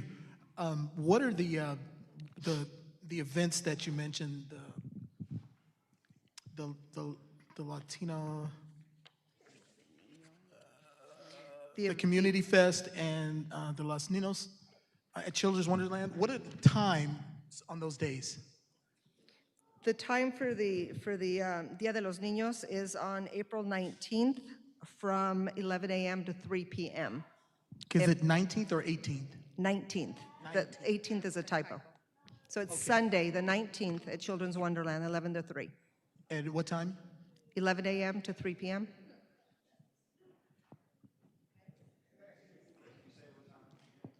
And the Community Fest? The one that's on Community May Festival, 8th?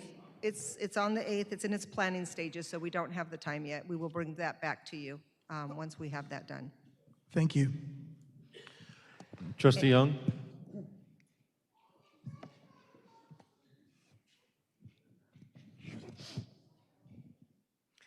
It's so good to see you, and it's so good to see this program in action now. I was on the ground floor when you mentioned that this is what you wanted to do, and I'm so proud to see it in writing and actually happening. Where are you getting other funding besides the ones that you're getting? And how are you going about getting that funding? That's one question. And do you have the proper accommodations to address the programs that you are doing now at this time? Let me answer the last question first. I'm assuming that when you say proper accommodations for the programs that we're doing now, you're referring to Ser Latino? What was the last question? Are you referring to Ser Latino as one of the other programs? Okay, for those of you that are here that don't know, I'm the founder and was the director of the Ser Latino program that stands for Service, Education, and Resources. We have that at Vallejo High School, hopefully soon to be Hogan and maybe some of the other schools.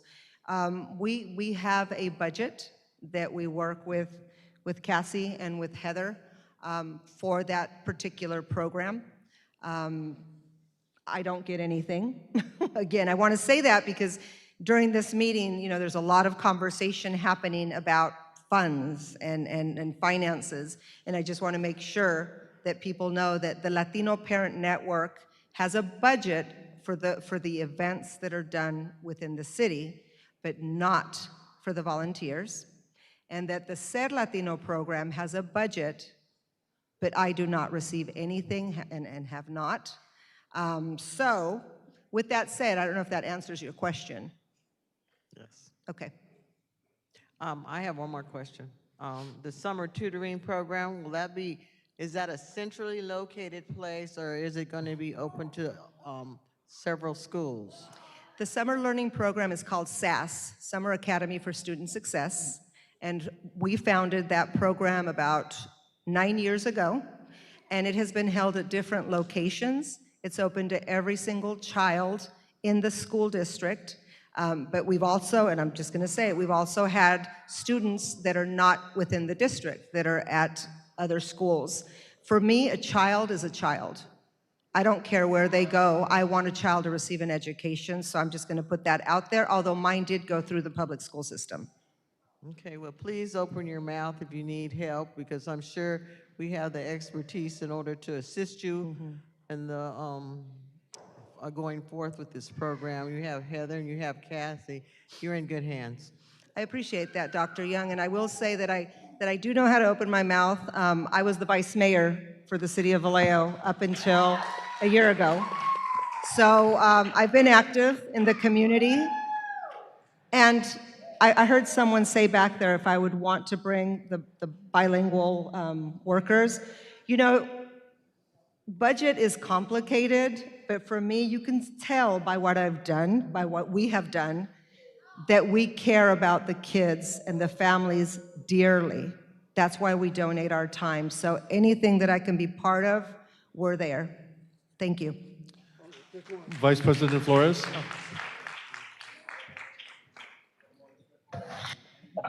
Good evening, thank you.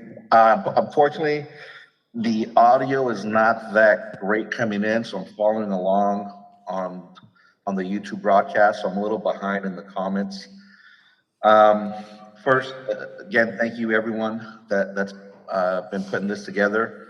I know that when I first came on board and saw what the AAPN was doing, I reached out to Mina, among many other people, and said, hey, we need this for the Latino community, and I'm glad that it it's evolving to what it is today, you know.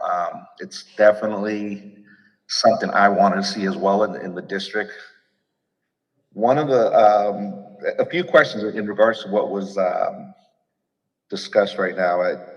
If I heard correctly, right now we're having low parent participation, and we're also asking parents at some point to sign participation pledges.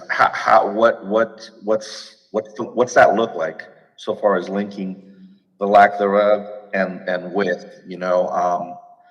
Then the other thing I just kind of wondered about is a lot of the stuff that I see that's upcoming for outreach. From what I saw, and it was already done last year, and just kind of trying to figure out what's the time frame for us to look and put on individual events. You know, I see that the LPN is doing different events in different community spaces, which is great, but when or what's preventing us from doing our own, you know, college night or whatever it is that our community needs, and where can the district help? Okay, the audio over here is a little difficult to hear you as well. It was very loud, so I try and follow you as much as I could. So the Latino Parent Network did become a thing about a year ago. We were off to a very rocky start, and you, Mr. Trustee Flores, know that. It was very important for us that the Latino Parent Network be handled and be represented by Latinos or people that know, you know, the immigrants and know the struggle. And there was a little bit of, you know, there was a little bit of a difference of opinion, okay, between you and me at the beginning. Here we are. We are doing the best. We are doing the best that we I never can. had a difference of opinion on anything, so There was I'm a not very, sure what you're I don't want to discussing go into there. the difference of opinion, Trustee Flores. Or shall we?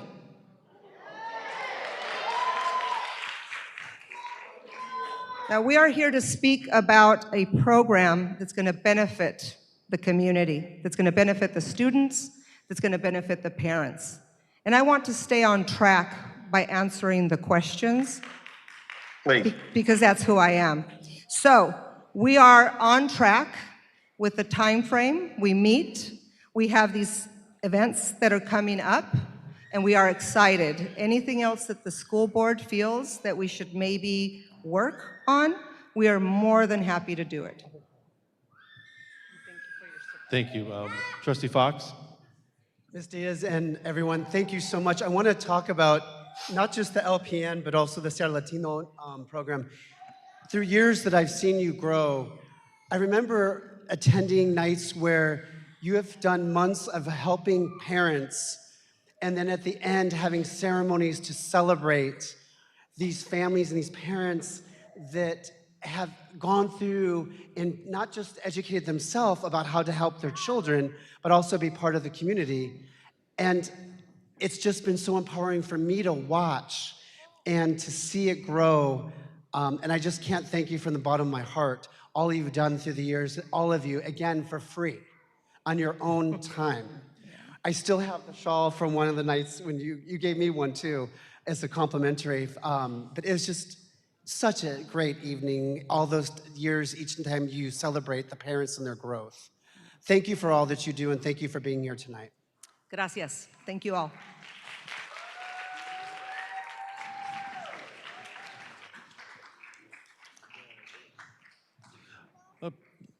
Vice President Flores?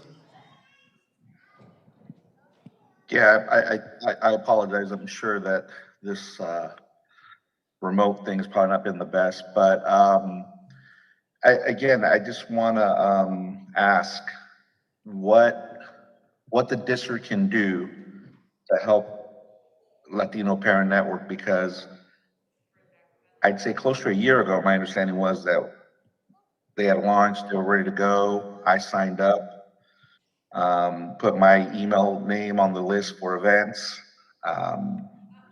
my son's mother did the same, and it's just a little disheartening for myself that that we haven't received any communication.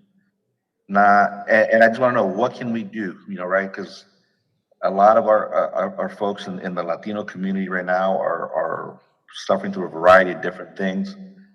And what no better way than to have this resource, you know, up and going, you know, up and moving. And that's really my main thing. What is it that we as a district can do or provide to really, you know, get this going? I understand Ser Latino is a wonderfully successful program, and there's many other successful programs in the city, but right now we're talking about, I'm speaking just specifically about the Latino Parent Network. What is it that we can do? Thank you for that question. I just want to go back to the purpose of this presentation was to talk about how we realize this is a key effort. And so one of the things that Latino Parent Network, LPN, is doing is making sure that we start to have representatives at each school site. So a Latino Parent Network point person to help attend all of those family engagement meetings that we are having. We do know that parents are coming to our family engagement events, and sites are increasing those after COVID to where parents are looking for community. And so with LPN's help, we are connecting with families who are looking for community. And a case in point would be the March 17th event at Federal Terrace. Both LPN and AAPN were there, representing those organizations, reaching out to our families, and within one event, LPN had 9 parents sign up. So the work is starting to begin. We're presenting it to you so you know it's happening, and you can continue to look for it in all of our family events. The school district can help us by allowing us to use the facilities to hold our events. I think that they can also allow us to have workshops in other areas to make it more accessible to the parents. Not everybody has a car, not everybody can get to a certain location. When I was on council, I had a thing called Café with Mina. So I went to different parts of the city. I sat in parking lots outside of King's Market, the Guanajuato Market in South Vallejo. I went everywhere, and people would come up and ask. So that is something that you can help us. You can also help us in distributing the information of what we're doing. And you know, we've already started working with that. We're working with Cassie, we're working with Heather, and things are going well. So there's a lot of things that we're already working on together. And what I want to remind everyone is we are living in very difficult times. And yes, we have been approved to have this program a year ago. But have you not seen that right now there's immigration raids happening everywhere? That my people are being pulled left and right and deported and put in concentration camps and separated from their kids? Not everybody is ready, Trustee Flores, to just rush for an LPN workshop. People, So, yes. people, those things excuse that you me, mentioned, I have seen them. I am listen to you, actually can I finish? part of, People are on North Bay Rapid survival Response mode. Network. I'm a legal observer and a legal observer trainer. People are on survival mode, not just within the country and just immigrants, in Vallejo. People are taking on 2, 3 jobs to put food on the table. We're in the middle of a war. We are doing the best that we can with what we have. And as a volunteer, I don't know how much more time I can donate other than what I'm donating already.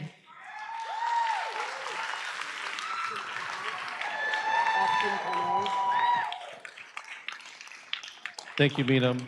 Again, personally, I wanted to thank you for everything you have done for our city and for the Vallejo City Unified as well. I appreciate it. Thank you. Moving on to action 10A. We have several items to cover. We do have speaker cards. We have 6 speaker cards for 10A. We have 21 speaker cards for 10B. We have 2 speaker cards for 10C and 1 speaker card for 10F. Okay. I'm going to go ahead and introduce 10A, and then I would suggest we go to the cards before any motion is made. Okay.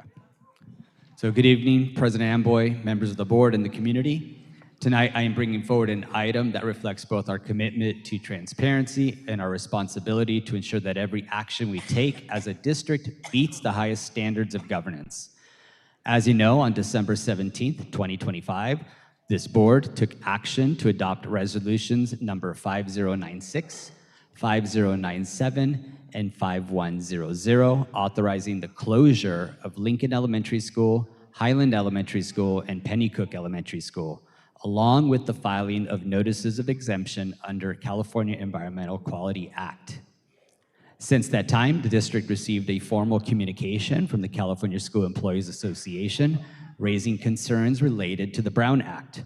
While we fundamentally disagree with the allegations presented, we're choosing a path that prioritizes clarity, public trust, and procedural integrity.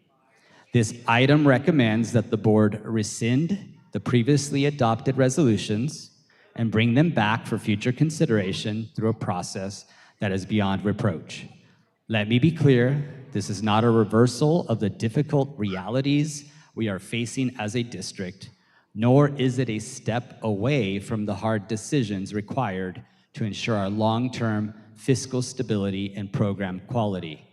Instead, this is about doing the work the right way, in full alignment with both the letter and the spirit of the law. The fiscal context and rationale for school closures remain unchanged, as outlined in our equity impact analysis and align with the priorities identified in our local control accountability plan. Our responsibility to right-size the district, stabilize our finances, and better serve students is still very real. What we are doing tonight is strengthening the process so that when decisions are made, they are durable, defensible, and trusted by the community we serve. I recommend approval of this item and am available for any questions.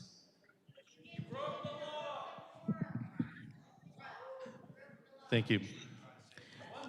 Okay, our first 3 speakers are Markeisha Washington, Mary Treese, and Ellie Bixler.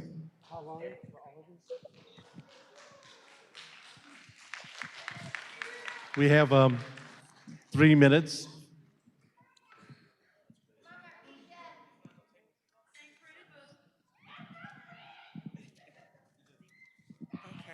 Good. Thank you. Good evening, everyone. My name is Markeisha Washington. I am a member of the CSCA, and I am a mental health support provider for Cooper Elementary. And I'm standing today because I've been in the school district since 2003 as an employee. Grew up here, educated here, went to college, came back, wanted to work in my community. And I have never seen such disarray and shenaniganing in my life from the school district. Even when we had the state in, we at least had a plan of where we were gonna go and we knew what we were gonna do. And there hasn't been a plan. We don't know who's gonna do the work. And we have been treated, especially from the CSCA, we have been treated like a redhead stepchild by this district. How they have treated us, the way they have talked to us, the way the things they have done to us. And all I have to say about this, a house divided cannot stand. While you guys are sitting here fighting us, we've been trying to collaborate with you guys and come up with what's gonna happen. Other people have been talking about us, but instead of fighting them and putting up a good fight, we're fighting amongst ourselves. We are not the only circus in town now. We have other schools. And if we continue to fight amongst ourselves, our kids are gonna go other places, and then we're not going to have a district at all. Finally, like, again, we are CSCA, we are the foundation. And if you take away the foundation, the house not gonna work anyways. We can't have a house that's top heavy with no foundation. That doesn't even make sense. And I'll say this by saying that because I'm not gonna take up too much time. This is an election year too. So the same schools that you're closing and the same people that you're laying off, there's gonna be a consequence for that. And I heard that these people are petty. I'm just giving you guys something to think about. We shouldn't have to continue to fight you guys about this. We should have had a plan. We should be in the midst of the plan, and we should already know what we're doing. We shouldn't be here. We should be on planning, trying to figure out what we're gonna do to make sure that we can keep our kids and get our kids back, because we are the better district. When they finally leave those other schools, we need to make sure that we are together to receive our students. Thank you.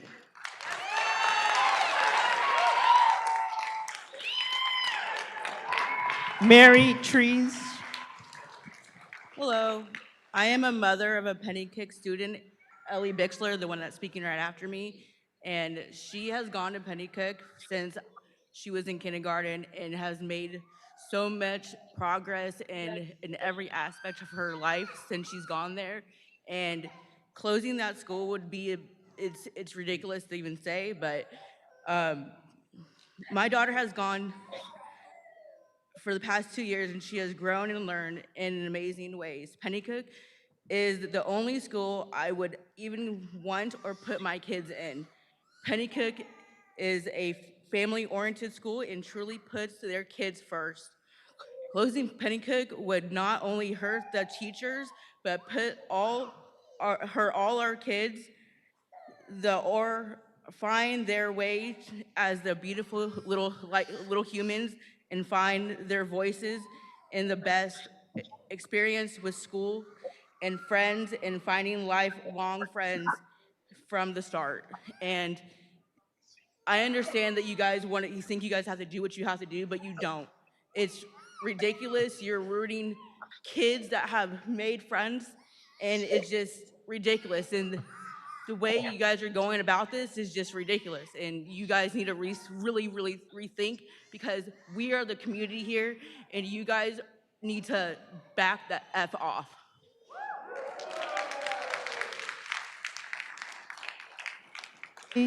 Ellie Bixler.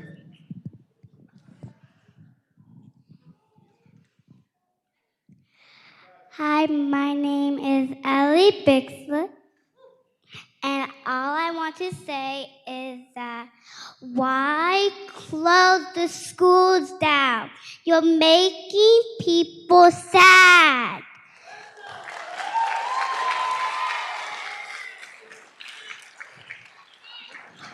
All the people that went to these free schools, they've been there for maybe a couple years.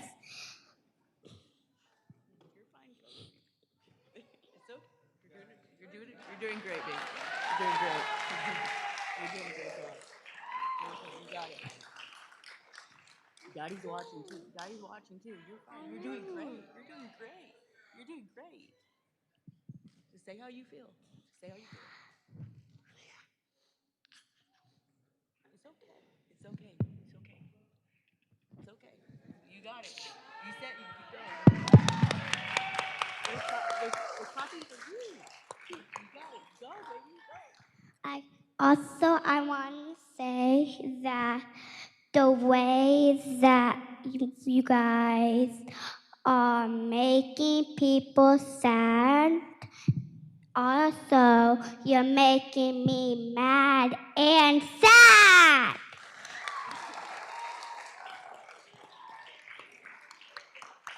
Because I probably saw that everyone here is all sad and mad at you guys for closing these free schools. That is all I want to say. Bye. Thank you. Our next speakers are Kimberly Barnes, Persimmon Smith, and James Gambrell. Kimberly Barnes.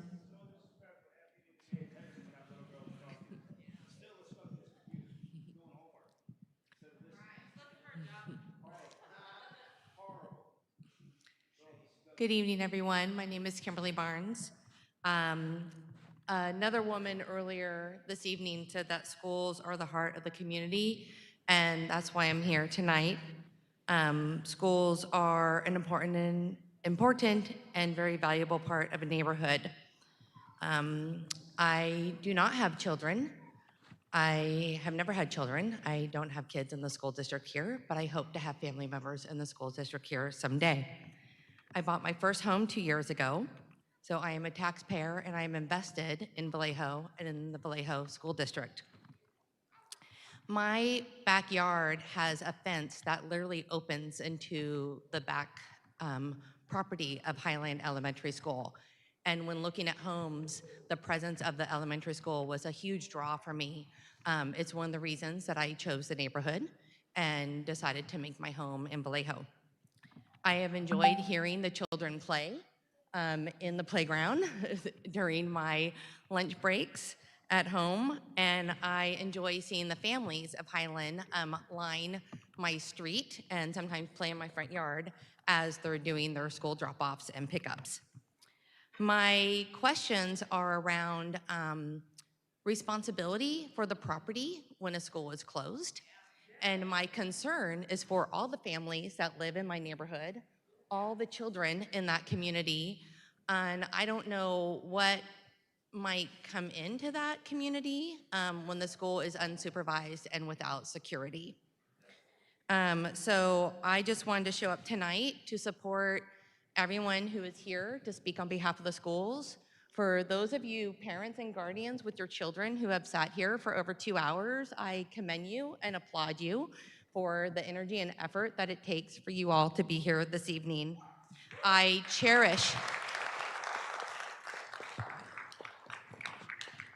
may be new to the community and the neighborhood, but my family has a long history in Vallejo. I have 2 other households of family members in Vallejo, and my great-great-grandfather is who started our story of family members in Vallejo. I cherish having Highland as part of my neighborhood, and I hope that you will consider the impact on all the potentially affected families who live in the communities where the schools might be closed and what that does to the neighborhood. And I especially enjoy seeing you student reps here this evening. Thank you all.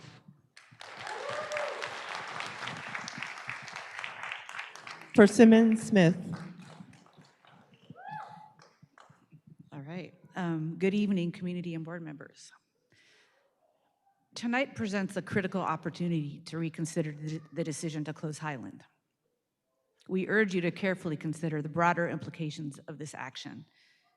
Nearby private and charter schools are actively recruiting and stand ready to absorb displaced students. This shift could have long-term consequences for enrollment and district stability. Also, let's talk about the financial impact that deserves closer scrutiny. The cost of transporting students, along with the millions required to install portables to accommodate approximately 520 relocated students. This raises important questions about whether this is the most fiscally responsible path forward. Sorry, Irish tear ducts. Most importantly, we ask you to consider the impact on families. Many rely on access to a neighborhood school, and they're going to face significant barriers without it. We have one of the highest percentage of multilingual learner students, and we want you to think about the trauma our families will experience as they lose a community that they have built. And speaking of that, we have more than doubled our growth percentile in the equivalent of 1 semester and significantly increased success with our multilingual students. Our school is a community working toward increased academic gains for all students. We ask that you take this moment to pause, reflect, and fully weigh these consequences before moving forward.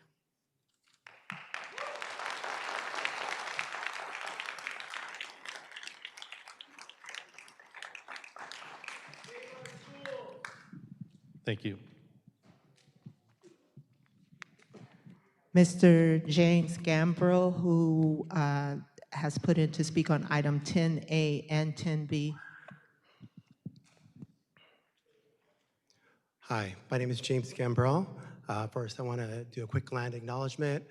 We're here on the Suisun Indian tribe, Patwin tribe, and Ohlone tribe lands. So I just want to acknowledge that. Secondly, plain language. It's really hard to understand this agenda that you gave to us. Plus, it's not in Spanish. I know you have Spanish translators here, but it would be great to have this in Spanish. Accessibility is why I mentioned that. Transparency is why I mentioned that. So it's hard to know what to speak and when to speak.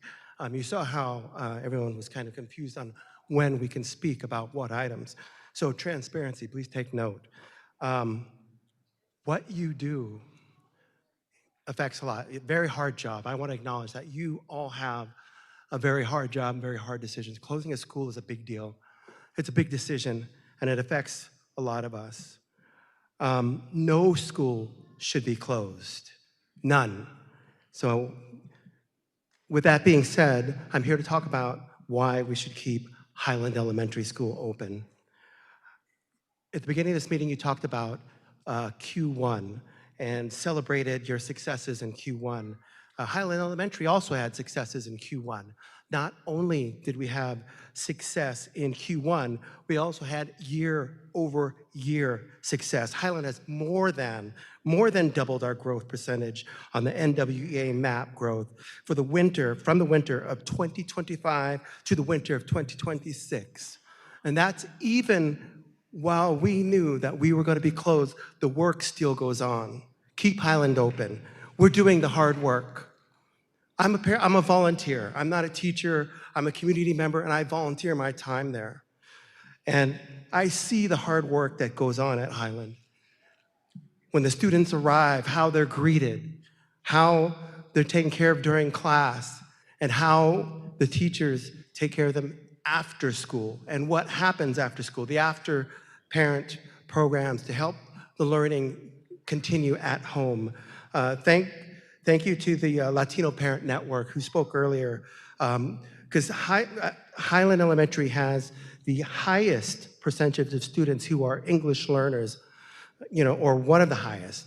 A lot of our students are English learners, and you close Highland down, you're taking away that opportunity, you're taking away the learning from those students, from all the students.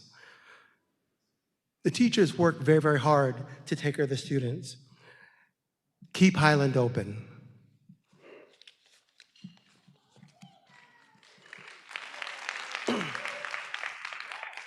Thank you.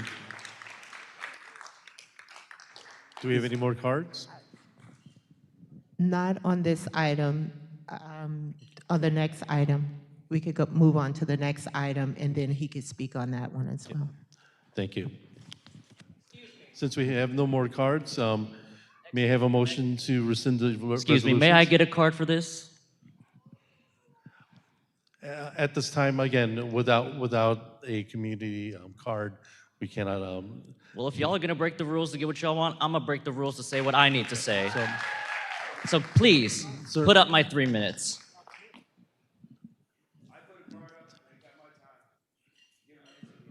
Okay. You heard the gentleman?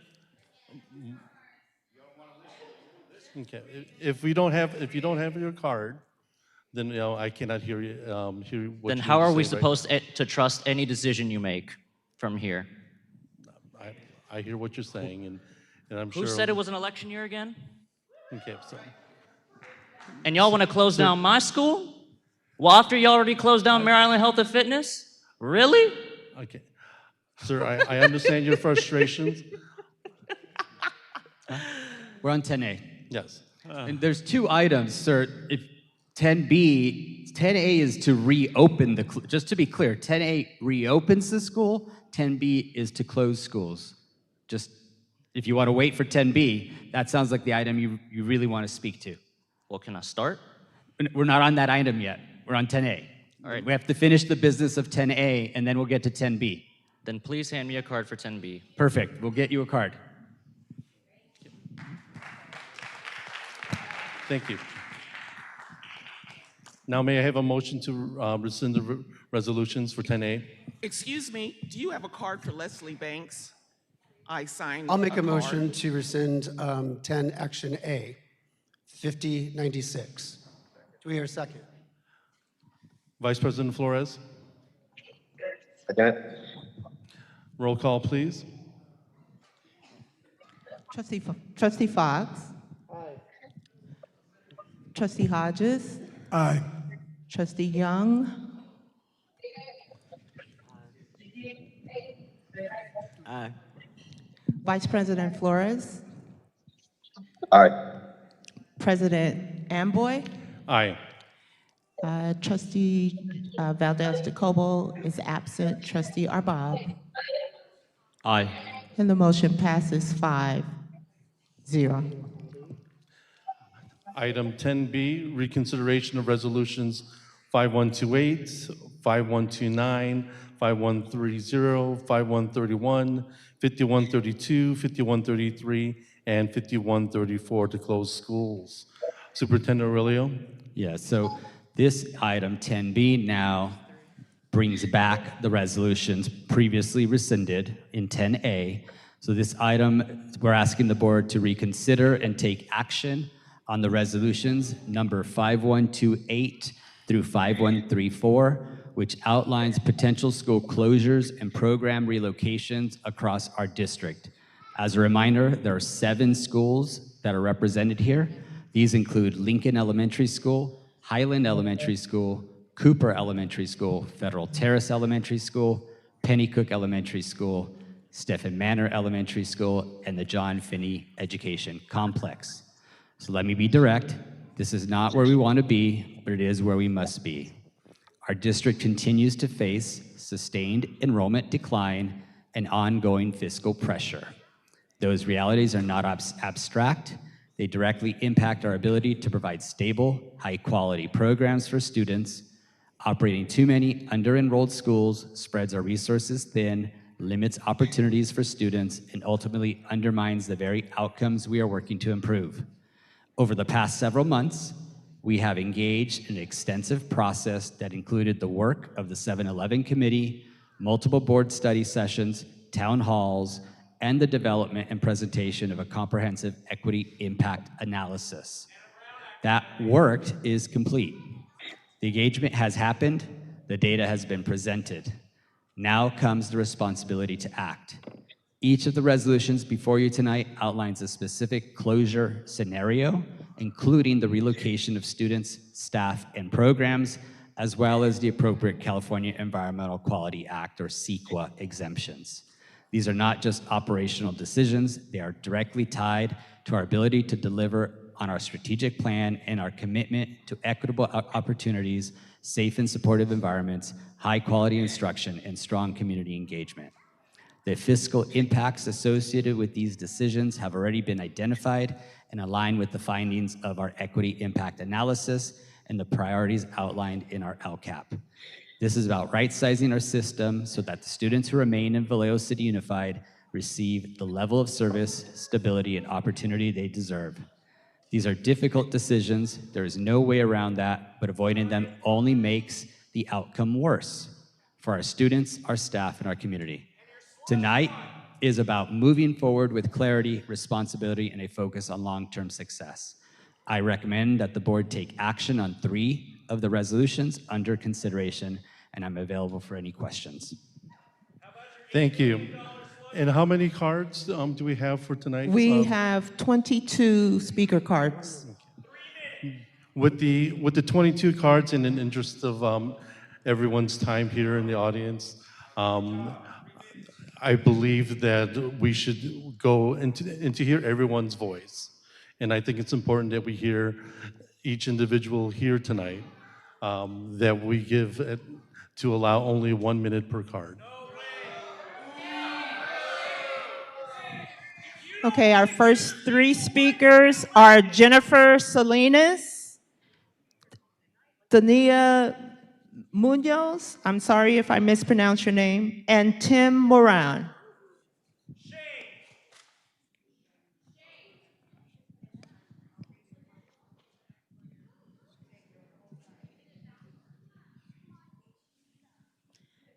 Good evening, everyone. I'm sorry, I'm not really used to speak. But I hope you're not gonna close any school because my daughter, she's been in panic since she's in TK and she's in first grade now. And she's like asking me like, I don't wanna go to the other school. So it's very difficult for me to explain with her age. And she gained a lot of friends there. So it's really hard. It's really, really hard for me to explain to her. Thank you. Tania Munoz.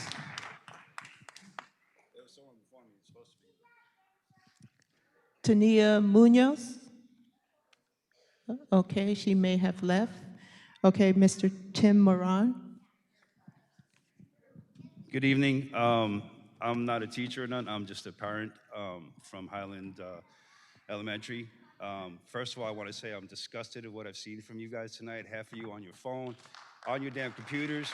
This one dude taking little power naps. It's just disgusting. The display I've seen has kind of made me forget half the stuff I wanted to say. And now I'm even cut down to 1 minute instead of 3. It's just even more disturbing, disgusting. It's shameful. You were on your phone many times. You were on your phone. You've been on damn laptop half the time.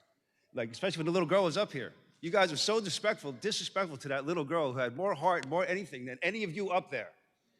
It's just disgusting, really disgusting. And I already lost my time too. You guys are lucky I only got a minute. You guys are horrible, disgusting. Oh my God. Our next speakers are Colette Lay, Darren Pino, and Clarence Martin.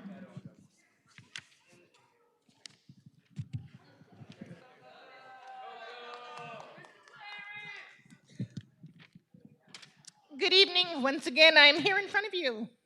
I'm sure you're tired of seeing my face just as much as I'm tired of standing up here. However, I will not stop standing up in front of you when it comes to my community and my students at my school, which is federal terrorists. In December, you guys have made a choice, and now here we are again, bringing it back, rescinding, bringing it back, voting. It's ridiculous. Superintendent, I've sent you an email, and in that email, I told you, and I'm gonna say it aloud here, your assistant superintendents are setting you up for failure. Everything they're doing, they're setting you up for failure. Federal terrorists has been around many years, like all these other schools. We know our community, we know our students, we work hard for them. We don't see you guys at our school. I've seen the superintendent come in a couple times. Fernandez, you have been there 2 or 3 minutes. Mr. Chamberlain, you came at the beginning of the school year. Hear what we wanted to say? You didn't listen to us, so it doesn't matter what we said. You guys need to get it together. Do what you need to do for our students because this is disgusting. Darren Pino.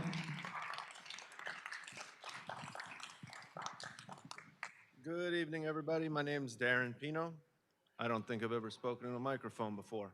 I'm just here to tell you, my daughter, Felina, goes to Highland. She's in kindergarten. She loves it. She's making great strides. From Dr. Glasgow, Ms. Dumont, Mr. G, everybody. I'm a small business owner. I understand the need to create efficiencies within your organizations. You shouldn't make these efficiencies ruin what the actual mission is. The mission is to provide wonderful support and a future for our children. Please don't cut in the wrong places. There's obviously, from this meeting, we find a lot of areas that we can maybe trim in other areas. Closing schools categorically is probably not the answer. I'm not an educator, I'm not a professional like you guys, but collectively, I think you can find a better way forward. Thank you. Clarence Martin. That's cool. That's cool. I got it. I got it. Good evening, board and Mr. Superintendent. My name is Clarence Martin, longtime community advocate for the youth. And I'm gonna tell you something. When you close schools, they build prisons. Let me say it clearly. When they close schools, they build prisons. Except for now, they're building ICE camps. My neighbors are scared to take their kids to school because of these ICE things that's going on. I got a few other neighbors that have moved in from San Jose, Sacramento, and they got 5 kids in each one of those households. So they come and speak to me, and I have to tell them the truth. Now, I'm asking you guys, I'm not pitching for no one school. I'm asking you guys to keep our schools accessible so that they can be rebuilt quickly if we need them. Thank you. Letitia Turner, Ann Davis, and Lakita Brown.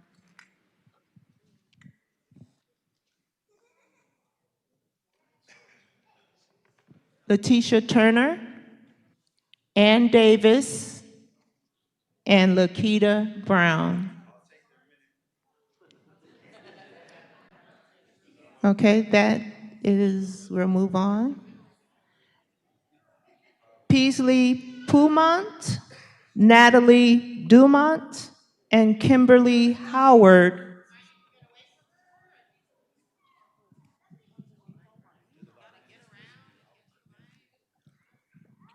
Thank you. Hello, my name is Lakita Brown. Thank you for not waiting. I stand here to express my deep concerns regarding the decision to close Pennycook Elementary. This closure will pull our children from their friends and family and familiar adults who are their support system, which is incredibly distressing to our families. The lack of transparency in this process is deeply troubling. We were not given a choice in this matter, but we were instead simply told that our school would be closing and mailed a letter regarding where our children would be relocated. Our teachers are left in limbo not knowing if they will still have a job. This is particularly concerning at Pennycook, given that Pennycook hosts a vital deaf and hard of hearing program, one of the only such programs in Vallejo, which has already been going through enough since they recently lost a teacher.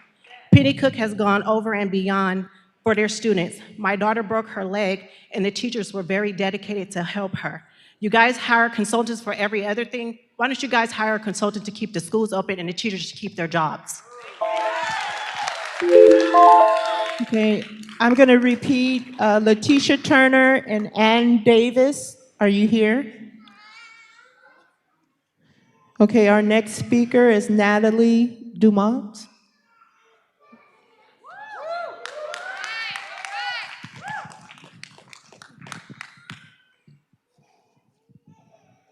Hi, I have a handout for you.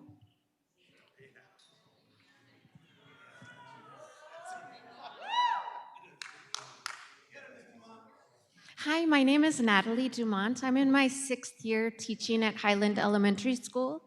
And I understand from your December 10th meeting that your main concern why you chose to close Highland was that we were underperforming academically. So I wanted to point out 3 things. One is that we are growing stronger and stronger in English language arts and math. We've more than doubled our growth percentage on the NWEA MAP growth test from winter 2025 to winter 2026. And this is in the face of growing. In approximately 2021, we added 6th grade to our school, so we grew bigger, our population. Also in 23-24, we added Lincoln grades 3 through 5. Thank you. Peasley Dumont.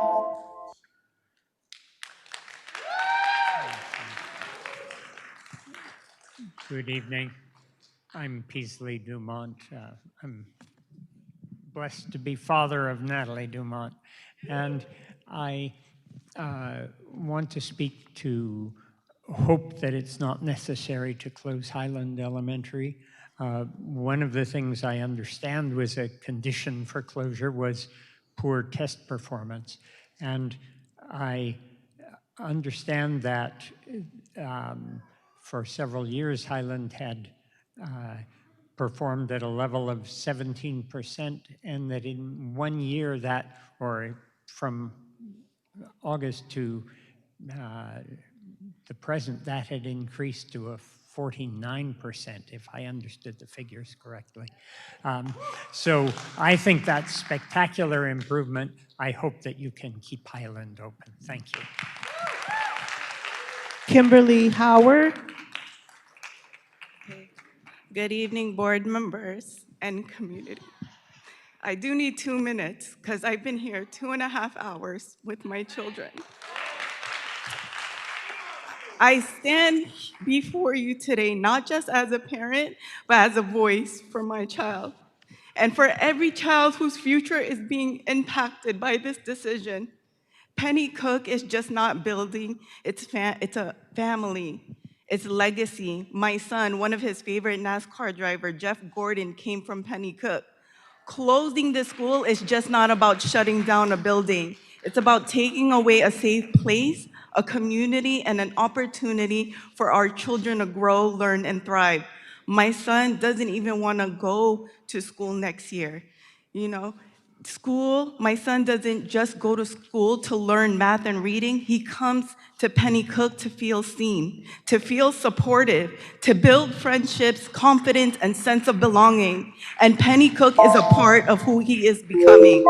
When you close the school, you disrupt more than education. Thank you. You disrupt stability. Thank you. You force children to adjust to unfamiliar environments and new social pressures. Not every children transitions easily.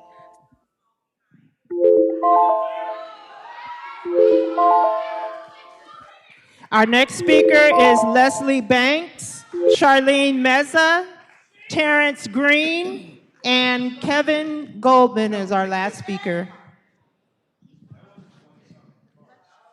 Good evening. My name is Leslie Banks. I have a grandson that attends Penny Cook Elementary School, and I'm also a volunteer. I'm unclear as why the decision was made to close Penny Cook when we have a brand new housing development, KB Homes, at the corner of Rollingwood and Benicia Road, over 133 brand new homes that are going to be built. Not only that, there's also homes that have been built on Columbus Parkway. People have come from various parts of the state to purchase those $900,000 homes. Where do those children go? They can't go to Glen Cove because Glen Cove actually absorbed Beverly Hills Elementary School. This board right here reminds me of a duplication of Trump's cabinet. That's what you are, Trump's cabinet. You're totally inept.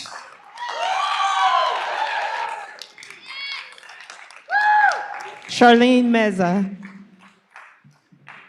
Hello, this is one of my friends, and he wants to stay here with me. Every day I ask him, how are you doing today? If you have a problem, come talk to me. If you need time out, come to my room. I'm here for you. And I've been with him ever since he's been in kindergarten. That's family.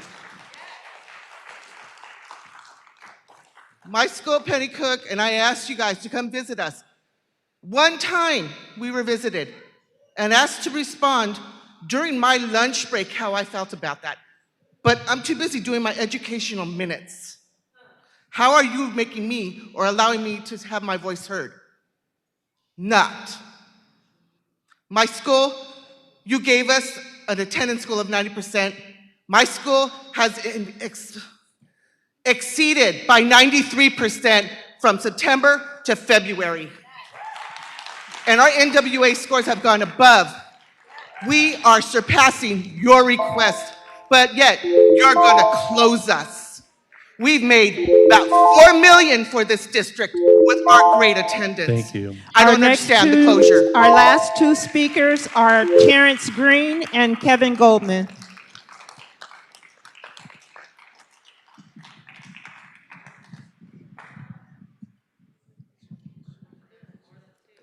My name is Terrence Green. My two daughters, they go to Highland, Carrie and Lorraine. I came to talk to you guys, let you guys know that I asked you not to close Highland. I asked you to keep Highland open because the teachers and staff take time out of their day to leave a positive impact on all the children. I love Highland because they help parents educate their children during non-school hours to get the best progress from your child. When you close the school, you're now taking kids away from their friends. You're making other schools crowded, which can be dangerous at times because it's a lot of kids that you have to watch. And Highland is one of the few schools out of all the schools I've known that they're trying to beat the statistic on education and actually educate their children rather than not teach them anything at all. So again, please do not close Highland Elementary School. Thank you.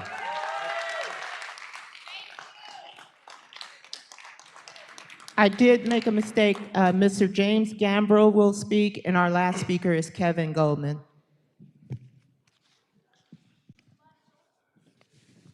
If you support Highland, please stand up. Please stand up and show your colors. Please keep Highland open. Budget's complicated. As you saw in the meeting earlier, there's money elsewhere. Get that money from other places. Highland's got a Q1 success, a year-over-year success. Allow us to keep winning, keep being successful.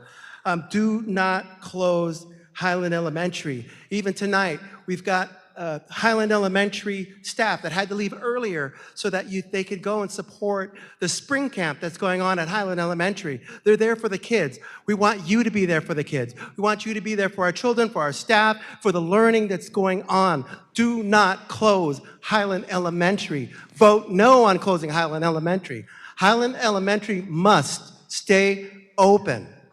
Thank you. Kevin Goldman.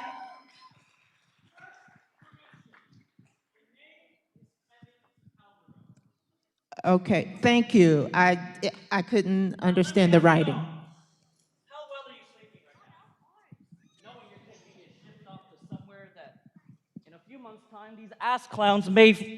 These ass clowns may vote in a few months to close down anyway.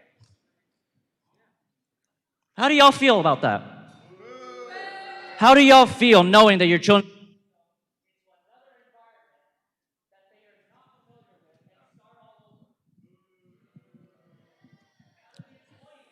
about having to start all over? Sir, Having to we ask you build to and abandon by force the communities that y'all have already built. And yet there's money to keep these schools open, yet they're going to other places? Hell nah! So I ask you, how well are you sleeping right now?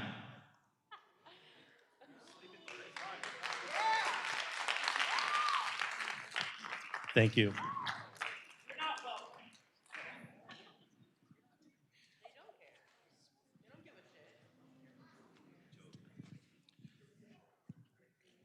May I have a motion to adopt the resolution to consider closing schools?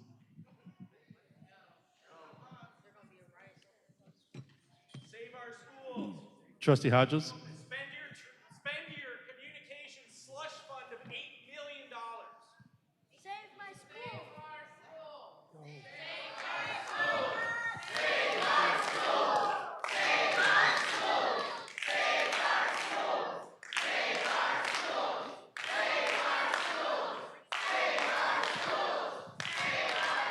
Trustee Hodges? I'd like to make a motion to adopt Resolution 10B.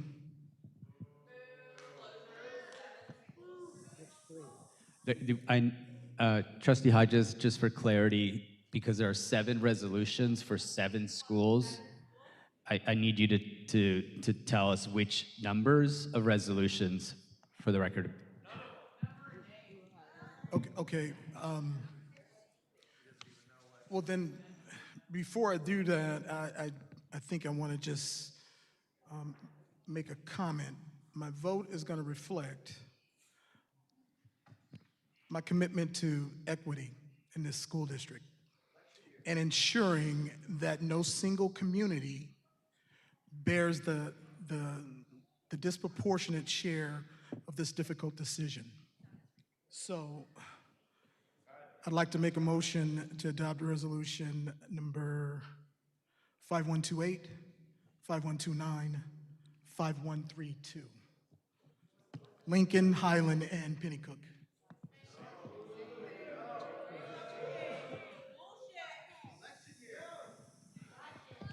Vice President Flores.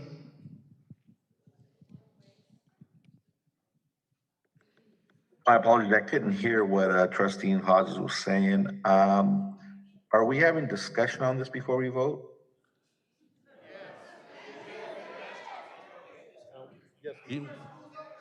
Yes, we can. Okay. I know that when I looked at the information I was given, and I'm going based on information from December, because that's where I made my decisions. I know that different models have come out since then based on what the decision was back then, but I don't know what they would look like if something had changed today. So again, these are going to be based on the information I had back in December. My decision to ask for the closure of Lincoln was based primarily on the cost.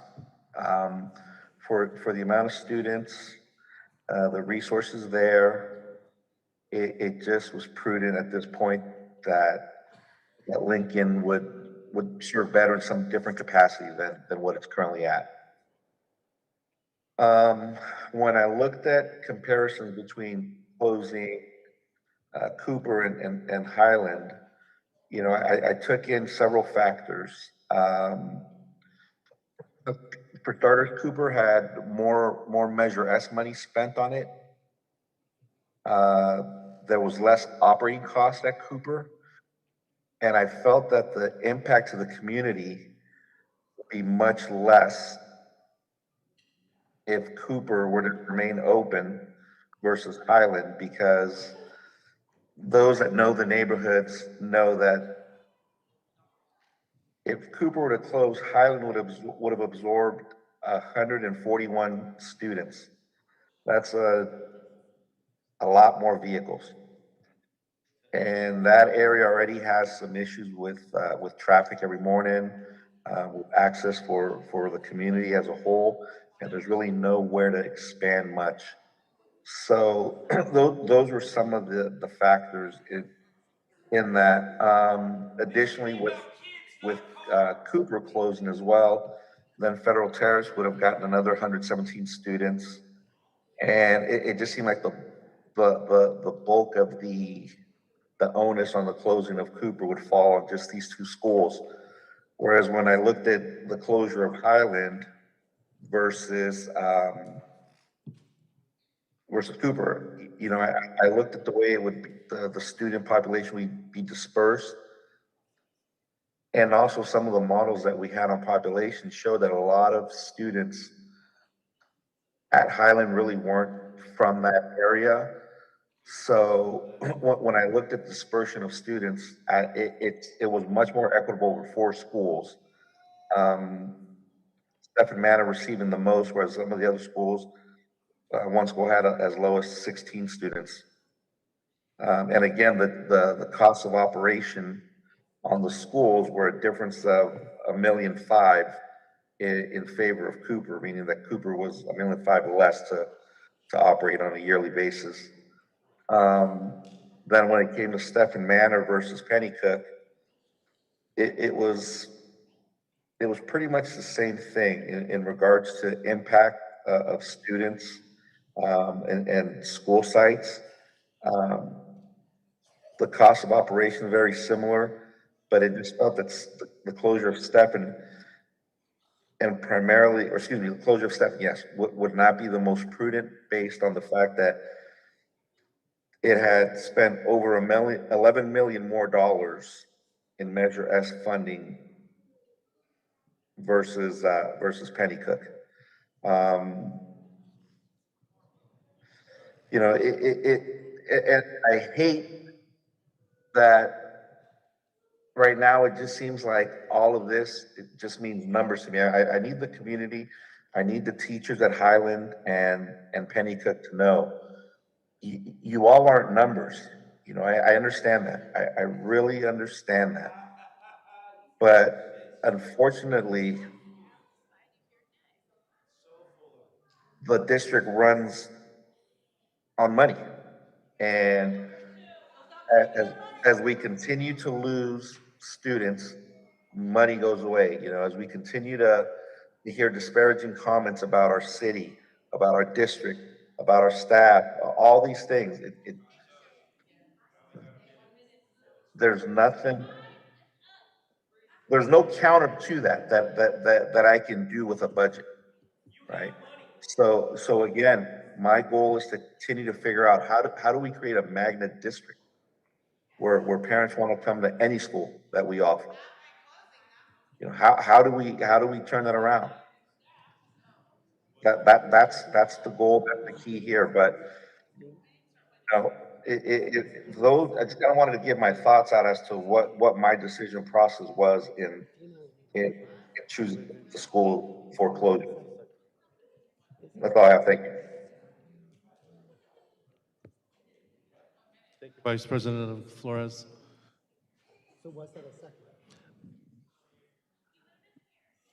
Vice President Flores, was that a second to your comment, or? Which resolution numbers were put up for closure?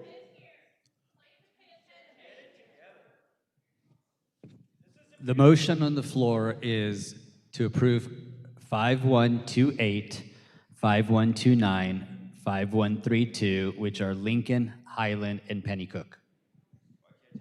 Okay, well, I second that. Okay, roll call, please. Trustee Fox. Aye. Trustee Hodges. Aye. Trustee Young. Aye. Vice President Flores. Aye. President Amboy. Aye. The motion passes unanimously.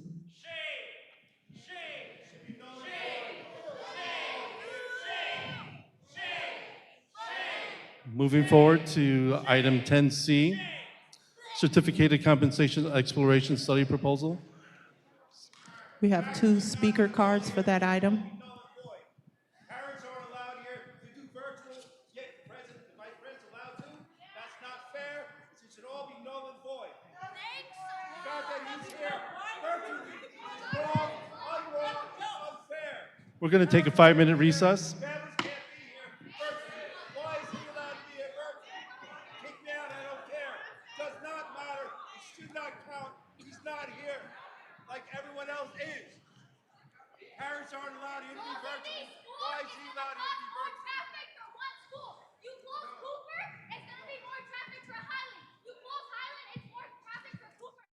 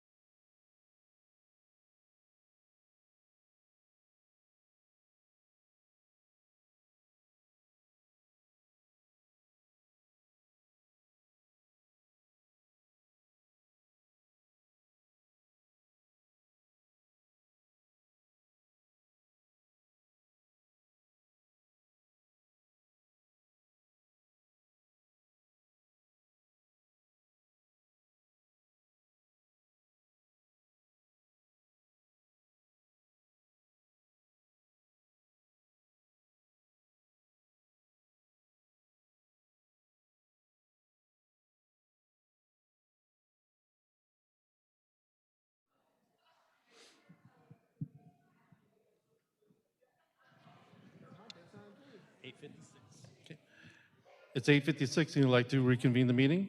Or item to 10C, Certificated Compensation Exploration Study Proposal.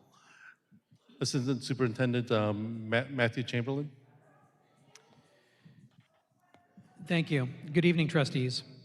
If you recall, I brought a proposal to the board in January of 2026. The board asked that I seek out additional vendors besides the initial vendor who submitted a proposal to us. And so we reached out to the Educational Management Solutions Organization, Total School Solutions, and we also reached out to School Services of California. Unfortunately, School Services didn't have space on their calendars to allow for them to bid. And so we are bringing forward two proposals, and I'll talk to you about the pros and cons of both of those proposals in a moment. So why a salary compensation study? Well, we certainly want to attain and retain and attract quality staffing, ensuring that our salaries are competitive with our neighboring school districts, reducing vacancies and turnover, promoting fairness and equity by identifying and correcting pay inconsistencies, ensuring employees are compensated appropriately, supporting decision-making and providing data for negotiations, budgeting, and strategic planning. We also want to enhance transparency and trust, demonstrating that the compensation decisions are objective and data-driven. And then finally, building a sustainable compensation structure that creates a foundation for consistent and long-term salary decisions. So why, again, are we looking at salary compensations? Well, we want to make sure that our budget and fiscal constraints are being honored, that we're aligning VCUSD to actual labor market conditions, avoiding over and under compensation, being transparent with stakeholders, including employees, unions, and the community, being supportive of long-term fiscal sustainability by identifying where adjustments are truly necessary, identifying structural inefficiencies and inequities, salary compression or inversion issues, misalignment between similar classifications, outdated job descriptions impacting proper placement and pay. Our intent is to avoid delays associated with broader classification discussions, which I'll speak to in a moment, address urgent recruitment and retention and challenges in certificated positions, and ensure that the district remains competitive in hiring, retaining teachers, and critical staff. Lastly, providing timely data to inform staffing and fiscal decisions for upcoming school years. So why now? Well, we want to develop a phased or a strategic compensation adjustment aligned with available resources. A critical tool for responsible in ensuring that financial decisions, especially during periods of fiscal constraint like we're in right now, are intentional, data-driven, and aligned with both the workforce needs and the realities. So you'll see that we have two of our bargaining units that are represented, Vallejo Education Association and Vallejo School Management Association. You'll notice that CSEA is missing.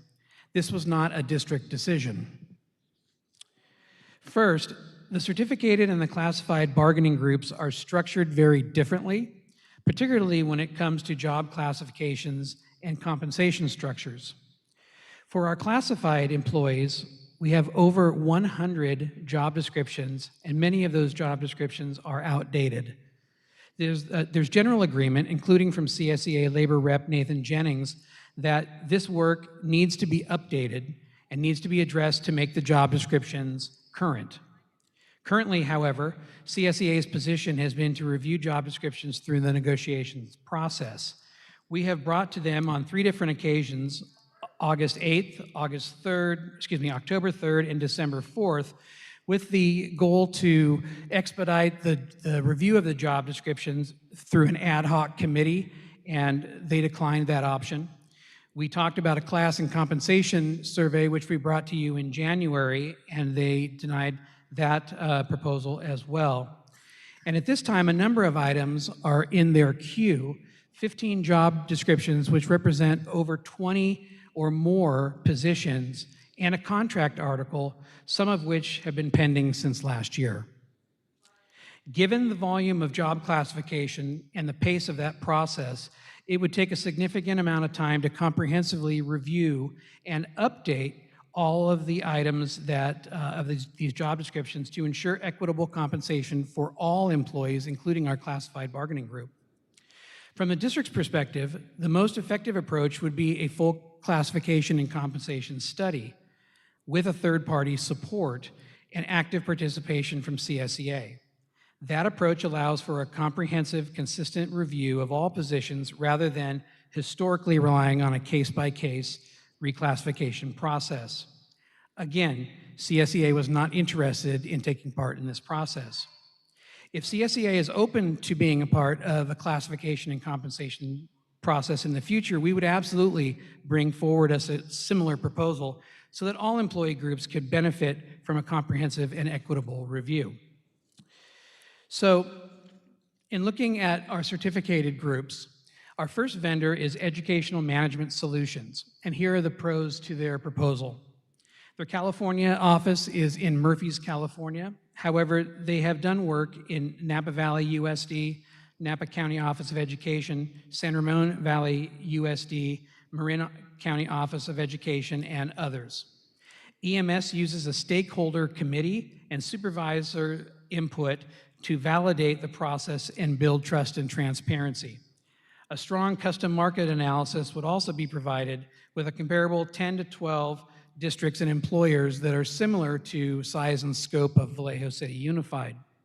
Their proposal includes wage structure analysis recommendations, cost analysis and implementation study, implementation strategies, provides defensible compensation, a recommendation on external equity data, including training for district staff, long-term value with reducing future consulting costs, strategic compensation structure planning, including costing and implementation of a plan moving forward. The contract price that they have proposed is $31,950. The con of using educational management solutions is they take a longer time to do the study, approximately 14 weeks, to include all the stakeholders. The potential downstream fiscal impact is that although the compensation analysis recommendations may identify areas where adjustments are needed to remain competitive, this creates an opportunity for the district to make informed strategic investments, though it may require careful fiscal planning and prioritization. Also, it could identify an internal equity issue between classifications and employee groups. Addressing these findings supports fairness and transparency, but they also may involve additional analysis and coordinated decision-making. Lastly, to balance fiscal responsibility with competitiveness, the recommendations may include a phased-in implementation plan over multiple years. This allows the district to manage the budget impacts strategically while still moving forward with improved compensation structures. Our next vendor is Total School Solutions. Their office is in Fairfield, and they are familiar with the Solano County market, and they believe they can address the district's needs to compete with other Solano County districts. They use a different structure to do this analysis. They use what's called a benchmark peg position comparison, and that's where they use a small set of benchmark positions. They select representational data, and then they peg those salary schedules, and off of those selected positions, other positions are adjusted relative to the selected pegs. They will do a salary schedule alignment with phased recommendations, and they would try to standardize their proposal to create a uniform salary schedule that ensures equity among different steps and columns, reducing internal pay disparities.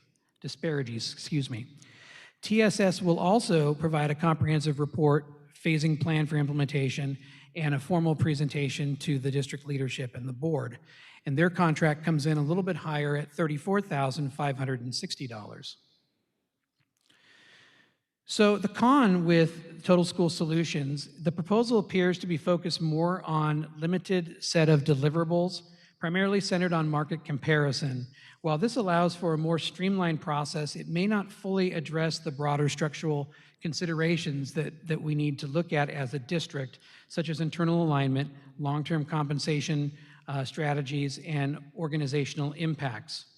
As I mentioned, the PEG position averages, it may not capture the nuances of all roles within the district, potentially limiting precision for unique and hard to match positions. The point-in-time survey market snapshot provides a snapshot of current market conditions at the time the data is collected.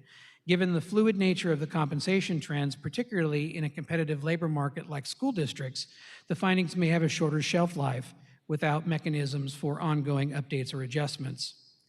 Potential need for future follow-up, the district may need to conduct additional and more comprehensive studies in the future to address structural considerations and maintain market competitiveness.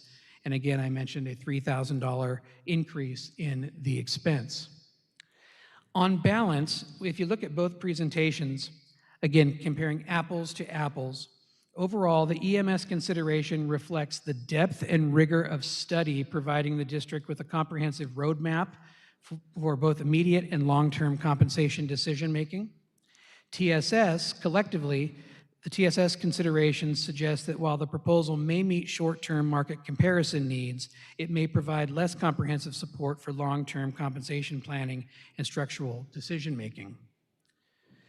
For that, the staff recommendation is that Educational Management Solutions seems to be the best of the two proposals that we have before us, as well as being a $3,000 savings on the study.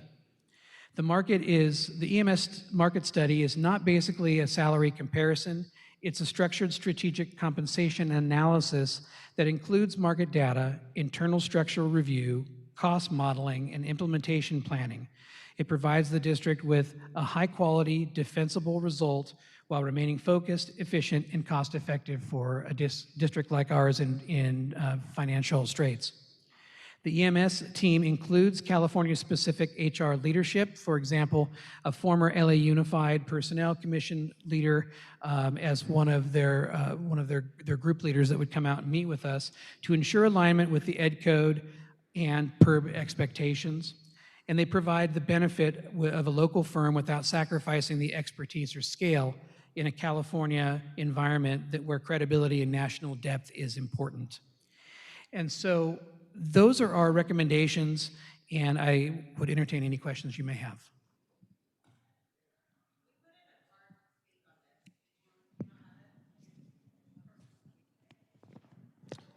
We do have a card?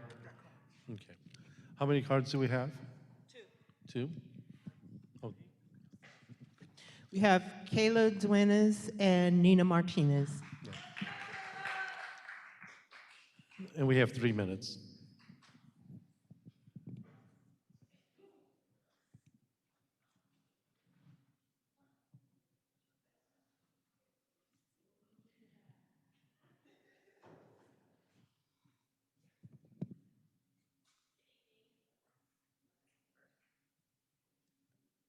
Good evening. I'm here today to speak about my concerns about the Certificated Compensation Exploration Study proposal, which was originally brought to the board in January for $19,995. However, today the new cost is $32,000 to $35,000. I'm trying to understand why this work requires an outside consultant at this time, because in prior years, the district has created job descriptions, classifications, and salary schedules in-house. So I have to ask, what actually changed here? Was the scope expanded, or is this district simply paying more for work that already exists within the organization? Because at the same time, this board is moving forward with layoffs impacting over 200 employees. In January, Dr. Young raised a concern about whether the district is becoming an ATM for outside contractors. I share that same concern. Approving up to $35,000 for this work while simultaneously eliminating over 200 full-time equivalent positions is difficult to reconcile. We are being told there is not enough funding to sustain the people who directly serve the students, yet there is funding available for outside consultants to do work this district has historically done in-house. This is not just a budget issue, it is a priorities issue. Before approving this, I urge the board to ask, why isn't this work being done internally by the admin we already pay 6 figures for? What capacity truly does not exist? And why are we choosing to spend up to $35,000 externally while cutting our own workforce? If we are serious about thinking VCUSD first, then that should start with investing in the people already here, not outsourcing the work while eliminating positions. You cannot say we don't have money for people while approving tens of thousands for consultants. Those two things do not align. Thank you. Nina Martinez. Hi. We'd like to correct the record. It is not that CSCA is not interested in a comp and class study. We have no interest in wasting valuable school resources and hiring third parties to rewrite the classified job descriptions when we can do this in-house. No one is better than the classified staff who serve the students to update the job descriptions.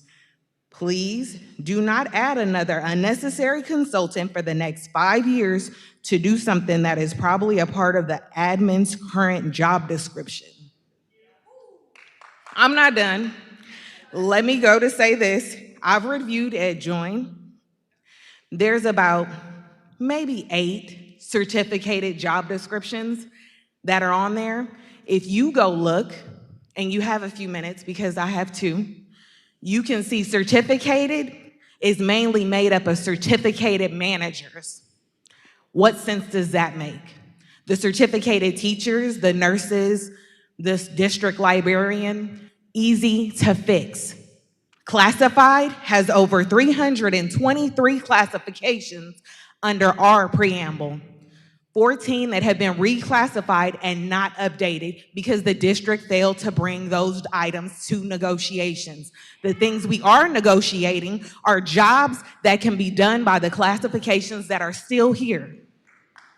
The staff secretary 4s, the ASP, the parent partnership liaisons, the maintenance men of all sorts.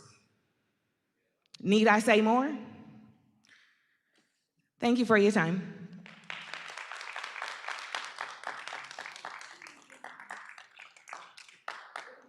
Trustee Young.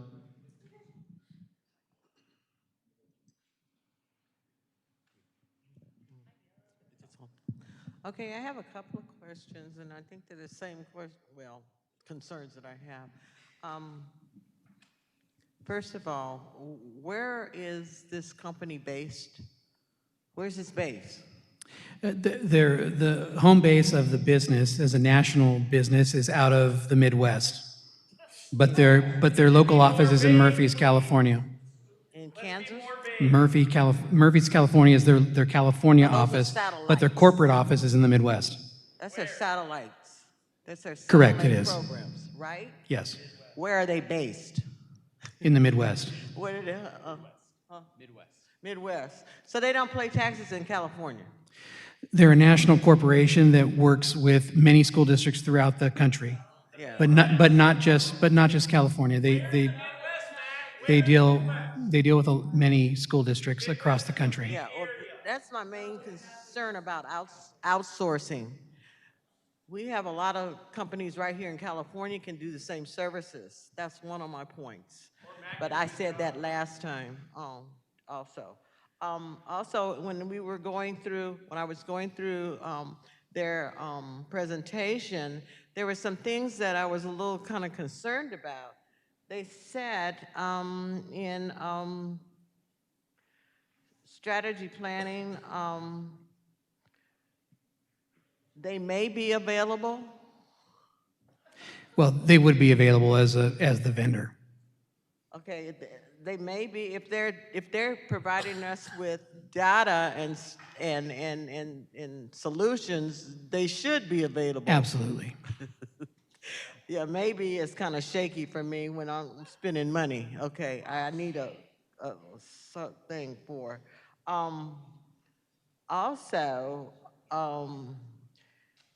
I was looking at potential project staffing.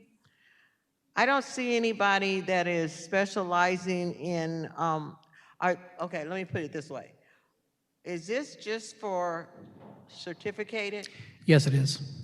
So what are we gonna do about classified? Because If CSEA decides that they want to take part in the classification and compensation survey, we can certainly bring that back to the board. So I guess the still concern is outsourcing out of California. And then the second thing is not addressing, if you're gonna do a survey or potential, what do they call it? Yeah, survey. Why can't they do it on certificated and classified? Are they qualified to do it on certificate, classified? Classified? They could do all three, and that was our intent when we came to you in January. And as the previous question was asked about the initial study for $19,000, that would have started the process to have the conversation and begin the structure for a full study for all three of our bargaining units. However, CSEA has opted not to take part in that, so that's why we're bringing the certificated forward to you. Okay, and they also stated further down, they said they may be available, but I'm looking at the people that are available. One's in Wyoming and one's in Colorado. And then down at the bottom, it says that we would be given a bill for their expenses. It's my understanding in speaking with the representative that there would be California representatives who would be here, so that would significantly reduce any costs. Okay. Okay. Thank you for that explanation. And Thank you, Dr. Young. Do we have any other questions? Trustee Dean? Yeah, I got two questions. Yeah. The first one is similar to Dr. Young's question.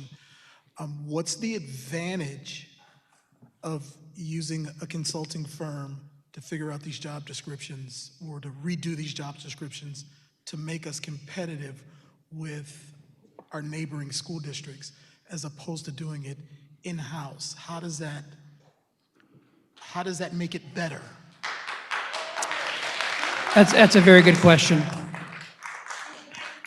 And the answer to that question is that, as was identified, we have well over 100 or more jobs that it would take multiple years to go through that. And we would prefer to update all of our job descriptions in a timely manner and look at those compensation studies so that we bring everyone forward together rather than stretch it out over 5, 8, 10 years. Because it's going to take that long at the current rate that we're at with negotiating 15 job descriptions.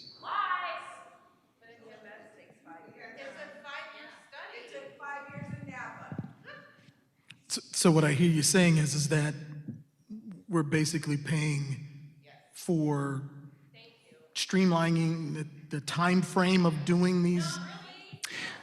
No, we're looking at doing the certificated, both VEA and VSMA and their compensation studies now. If the classified bargaining unit wanted to come along at a later time, we would come back with a different proposal for you. Okay, so if we voted on this, where would the funds come from? Are they restricted or unrestricted funds? Once the board authorized it, I would meet with Dr. Fernandez and we would determine the funding source for that. You don't even have a plan. It's if the board authorizes it, not when. Okay, thanks. Thank you. May I have a motion to adopt item 10C? Vice President Flores? Before I make the motion, I wanted to make a comment in regards to this. I think one of the advantages of going this route is that the comparison with local districts, because at the end of the day, that's what we're competing against. Benicia, Napa, American Canyon, Fairfield, Vacaville, Concord, on and on. So to have a structured way to approach the compensation based on what our competition does. Um, I think that that's a great idea. So I'll make a motion for this. Do I have a second? Trustee Hodges?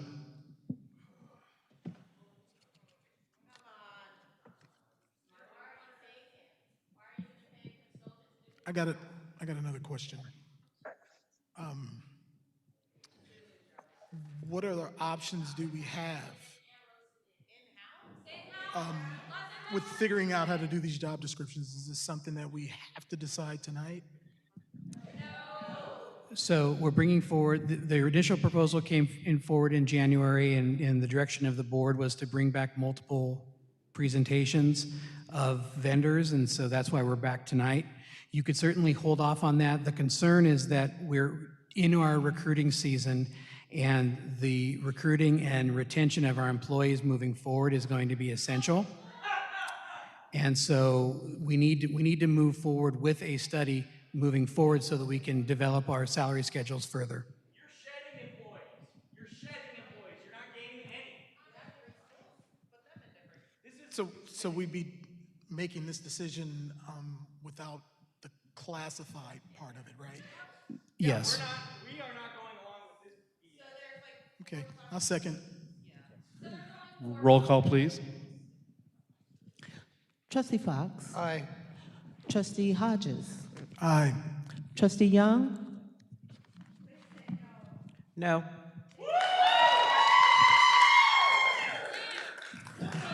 Vice President Flores. Aye. And President Amboy. Aye. The motion passes 4-1.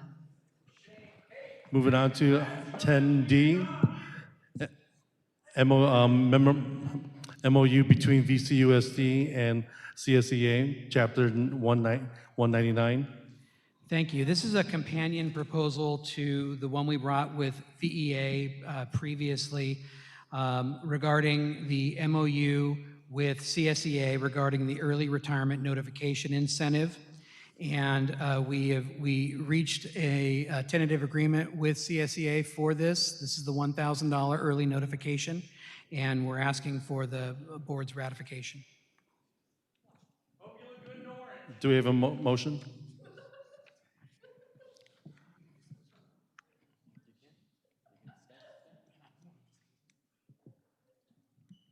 You just wait till the California Attorney General comes and investigates this mess.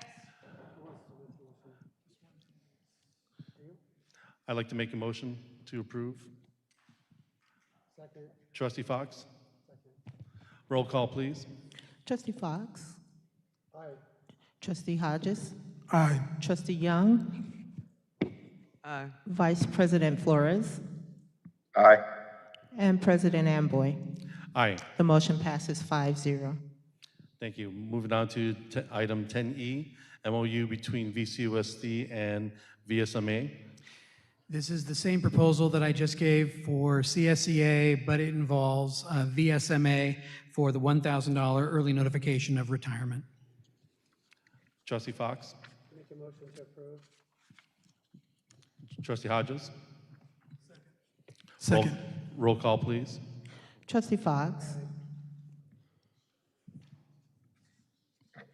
Trustee Fox? Aye. Oh, sorry. Trustee Hodges. Aye. Trustee Young.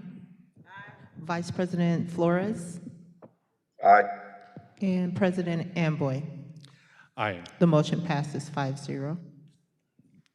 Thank you. Moving on to item 10F. I do have one speaker card for this item. Thank you. Amendment for SERP. Thank you. So this is the Supplemental Early Retirement Program MOU with CSEA, and we are seeking to have the board's approval. It's a similar proposal to what was offered to VEA that they approved earlier this school year, and so we're looking for your support. With CSEA. Could I get some clarification, Mr. Chamberlain? Oh, I'm sorry. I think we're on F. F is the amended language. Oh, thank you. Thank you so much. I appreciate that. I don't know. It looks like they got out of order. That's Thank you. Yeah. So CSEA has requested that we bring additional language for the supplemental early retirement program due to the layoff hearings that could affect the number of employees that ultimately put their name into the system. They may be holding off beyond the April 3rd deadline.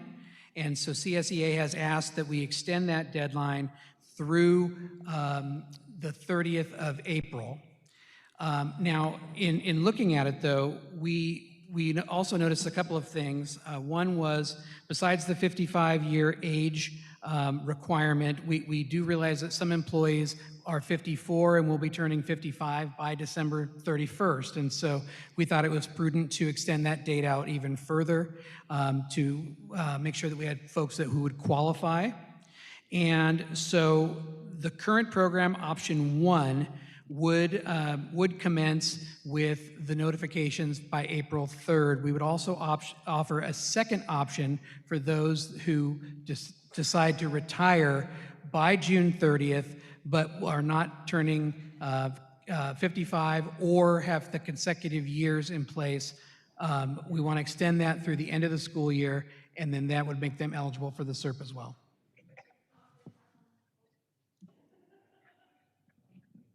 Rhonda, we have a card, correct?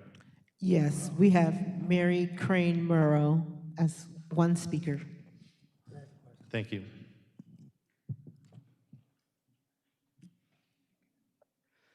Good evening, board, one more time. You're probably getting tired of me too.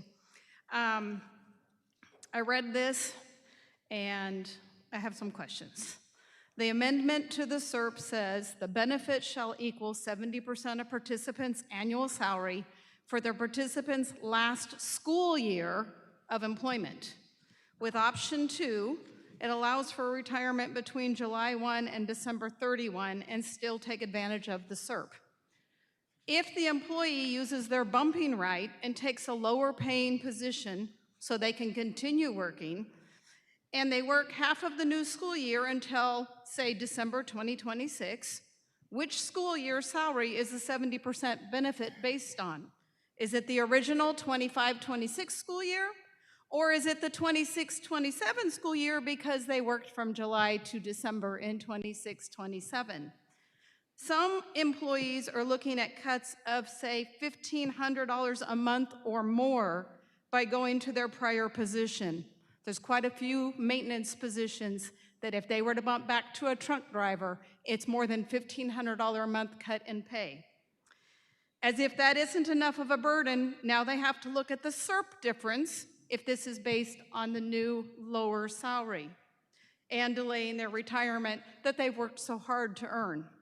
Some people, like my brother that you know well, enjoy their job and want to continue working for the kids of Vallejo. He likes being here, he likes serving our district. But now we have this additional package with unanswered questions that he has to look at and decide, does it make sense? I'm glad that I'm retired, but I'm beyond stressed for my family, not just my brother. I have other family members in the district. I have friends in the district that are affected by this. My stomach has been a wreck for the last month. How are these people supposed to pay their bills with the reduced salary?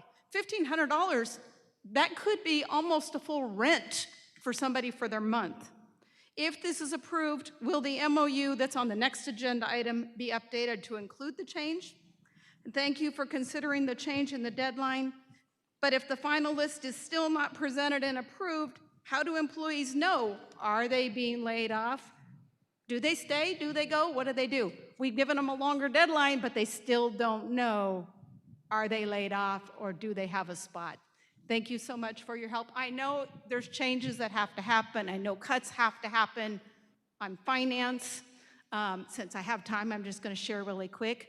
My family is Vallejo Unified. My great-grandfather was a custodian at Stephan Manor a long time before I was born. A lot of my family has gone through Vallejo schools. We have worked for Vallejo schools. My brother and sister-in-law, all four of their children worked for the Vallejo schools at one point or another. We're about Vallejo. I moved back to Vallejo to come to work for Vallejo Unified.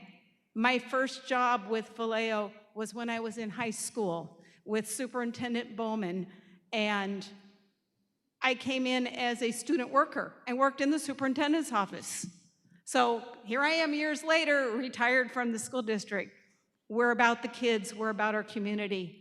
But this kind of stuff, it's still hard to decide, just like what you're doing, you don't have all the answers. How do you decide which one's the best one? There's still questions on the table. Thank you so much for your time. Thank you. Trustee Fox?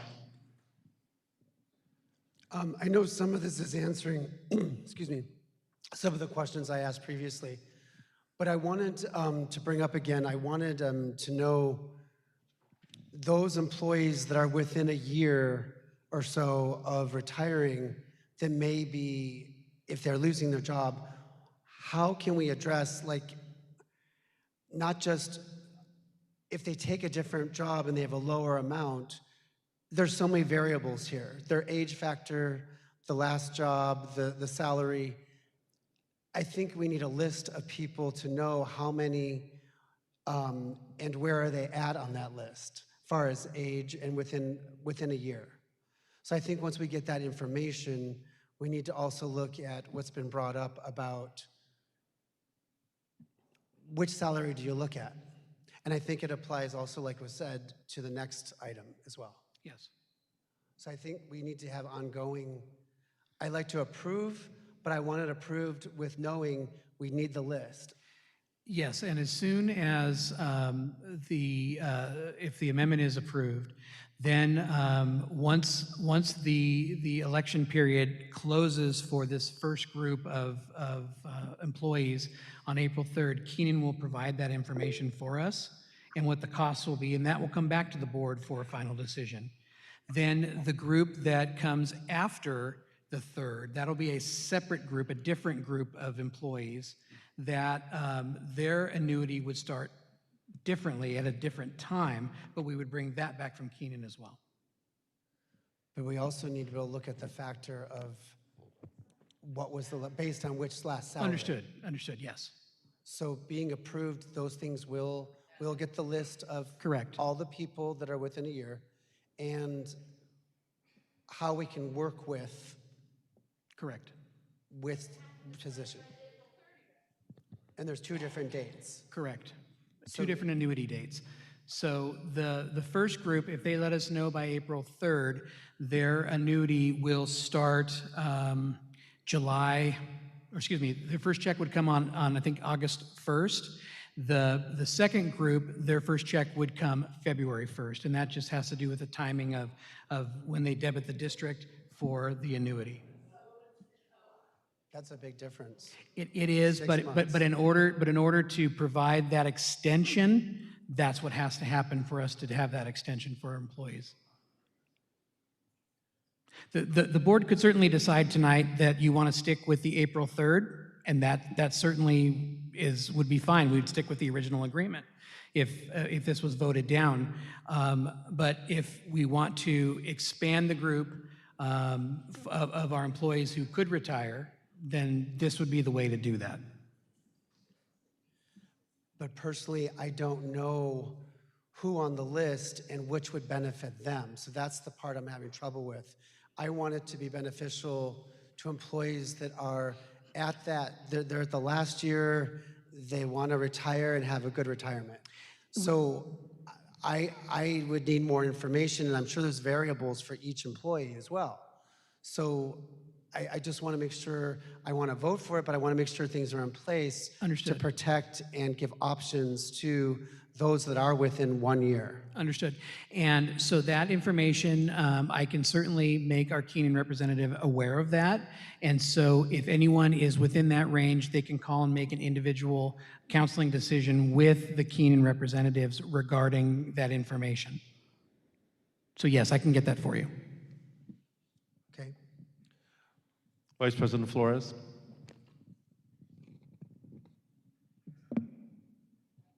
So just want to thank the the committee member for bringing up something.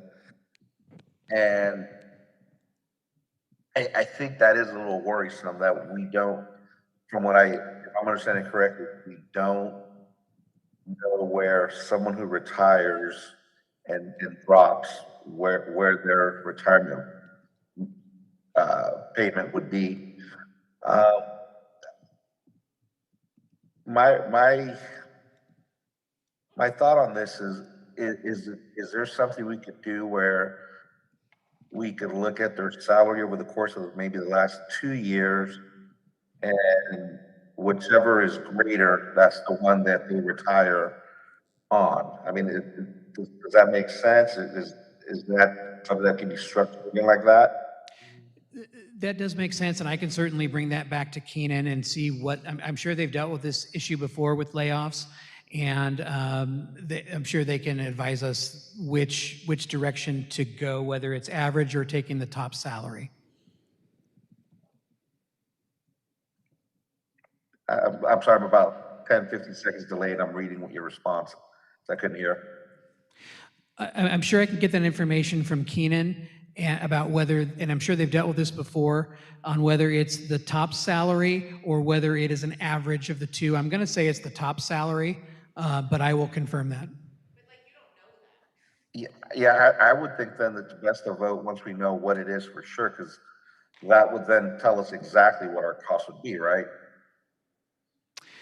It would be a factor, and if the board's will is to not approve the amendment, that's fine. I can get those answers and bring it back to you in May. That's going to extend out the annuity payments for anyone who does retire after April 3rd. And so that first payment would be pushed out, but I can certainly bring that information back to you. That's no problem. What about the next April meeting?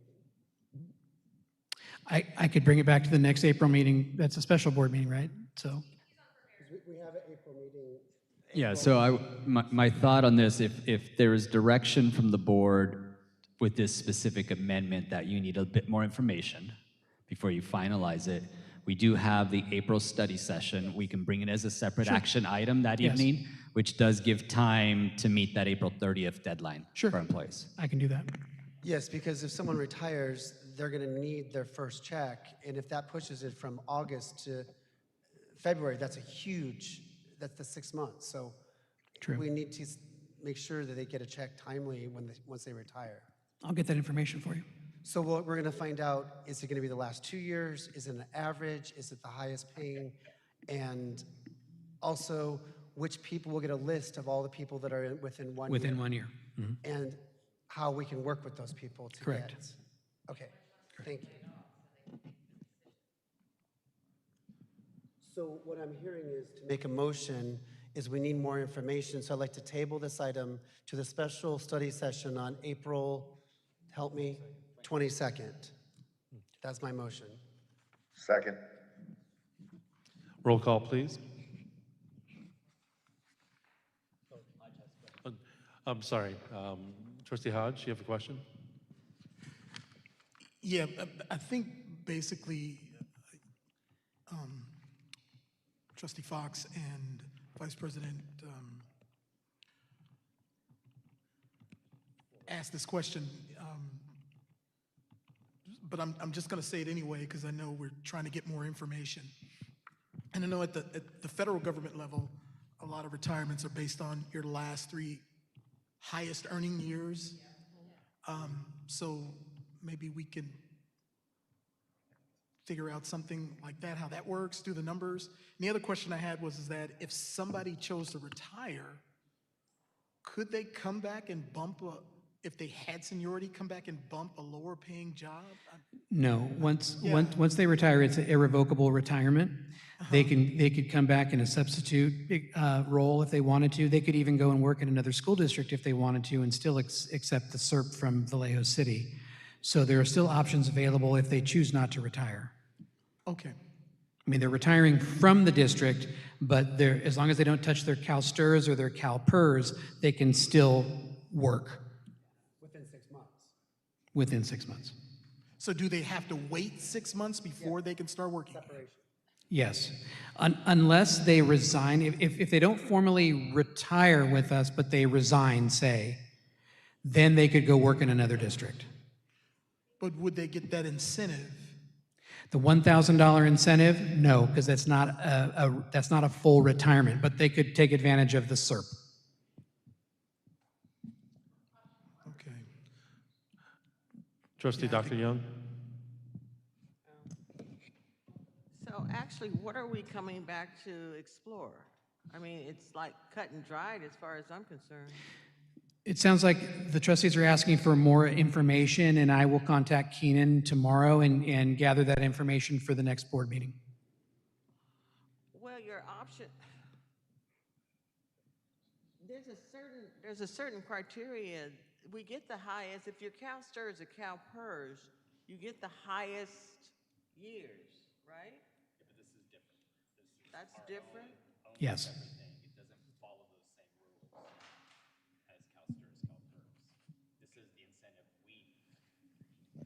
This is the incentive we as a district is going to pay the employee to retire early.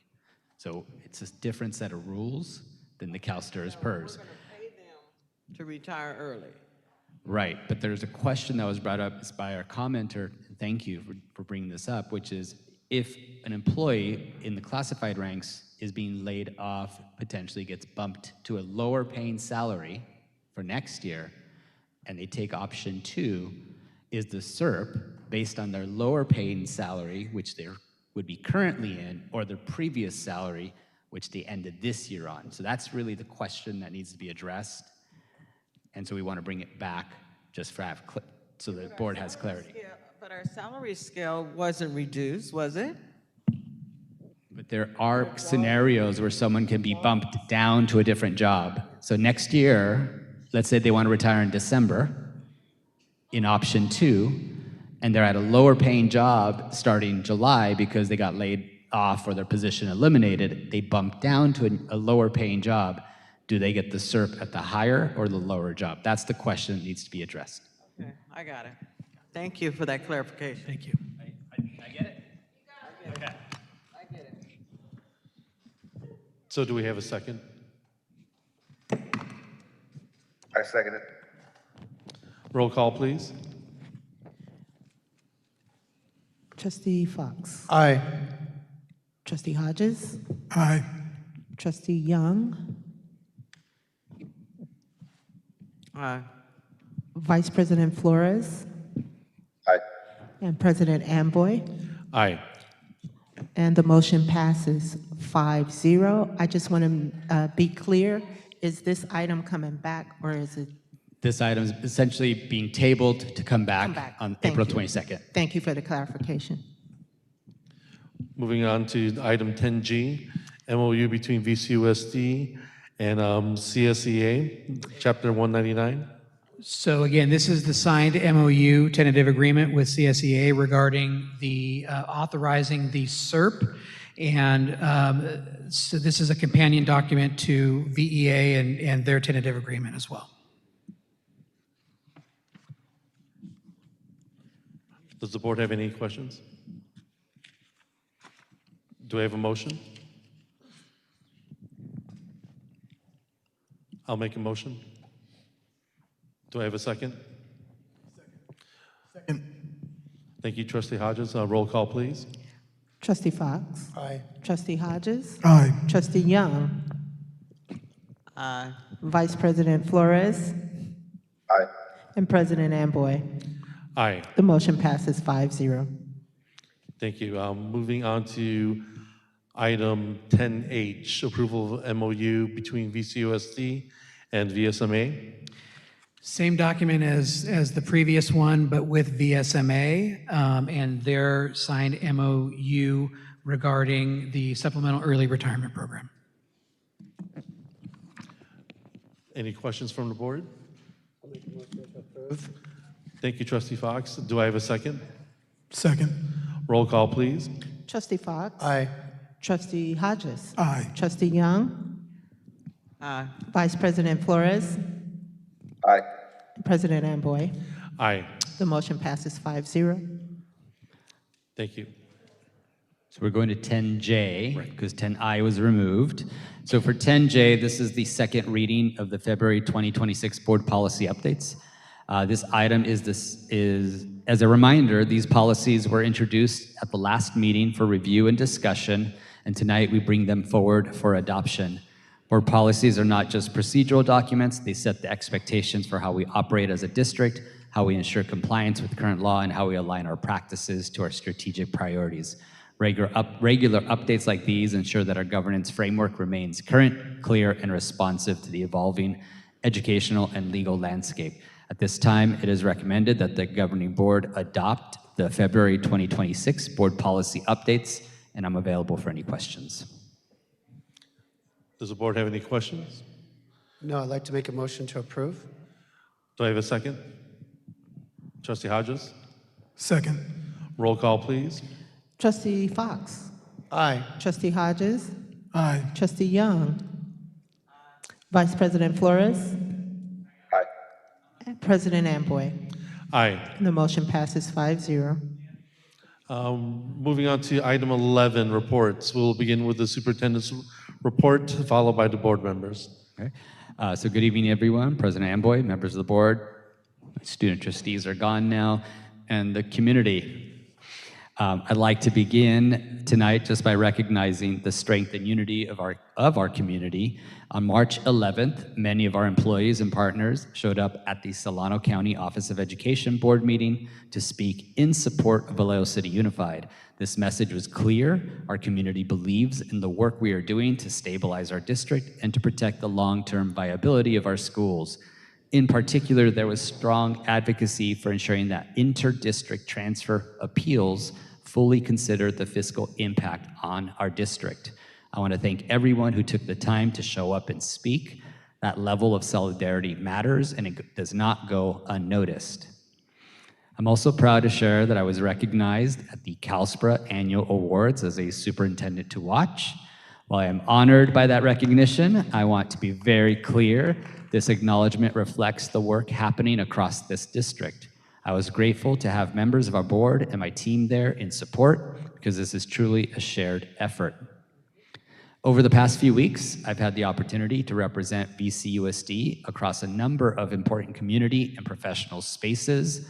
I was honored to attend the 80th anniversary gala and officer installation for the Filipino community of Solano County. Events like this matter. They reinforce the deep cultural richness of our community and the importance of staying connected and engaged. I also attended the CASA Annual Summit in Anaheim alongside members of our board and district team.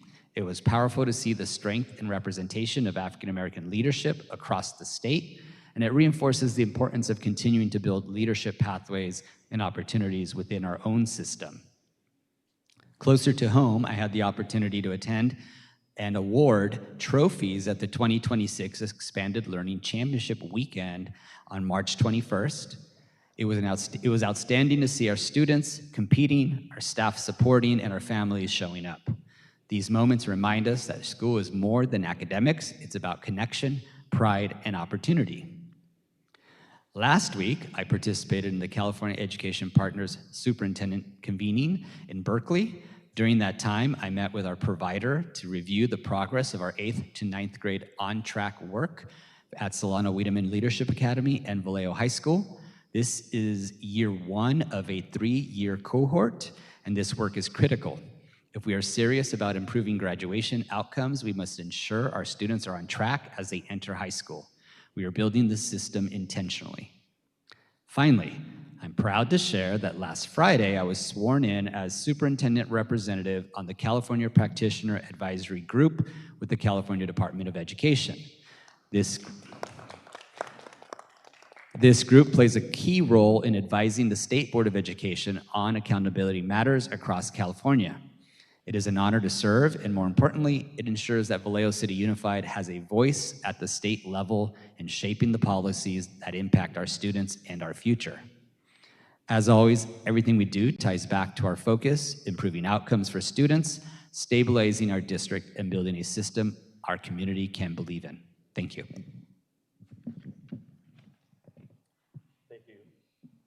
Thank you. Trustee Fox?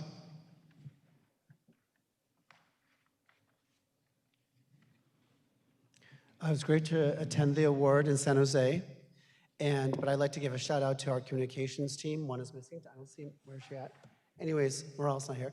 But the three of all these awards were going on. It's like ours got the award too. We're getting an award for them. So they deserved an award as well from that night. And congratulations, Superintendent Aurelio, for your award. It was a great evening.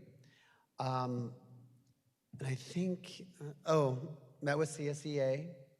They're gone. And I think that's it for my report. Thank you. Thank you, Trustee Fox. Trustee Hodges? Thank you. I was also there to witness Superintendent get his award. I was very proud of his accomplishments. I also attended the CAA-SA conference summit. That was very inspirational, inspiring, gave me a whole bunch of ideas. The other thing I have to report on is the last meeting with Solano County School Board. They discussed increasing an annual fee from each school district so they could host events or meetings and provide food and things like that. And they also discussed putting together a debate for people that are running for state superintendent. So they've got, I think they've got like 3 participants so far. They've got one that's gonna come in person. The other 2 agreed to come over in Zoom, and they're trying to get more. So that's still TBA. And that's it. Thank you, Trustee Hodges. Trustee Dr. Young.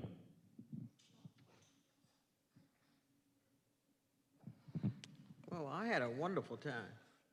We went to CASA, and with my colleagues, we didn't disrupt Disneyland, but we had a wonderful time at CASA. This year's theme was equity in education since Brown versus Board. Where do we go from here? And it was kind of anchored in the call of courage under fire. That was the theme, challenging everybody to reflect deeply and lead boldly. The legacy of Brown versus Board reminds us that the progress required persistency and that educational equity remains both a moral and imperative leadership responsibility. Our conversation in the various workshops throughout the summit will focus it on disrupting predictive outcome. The underlying word is disrupting predictable outcome, strengthening literacy and the whole child support, increasing educators' diversity, and leading effectively during times of complexity and change.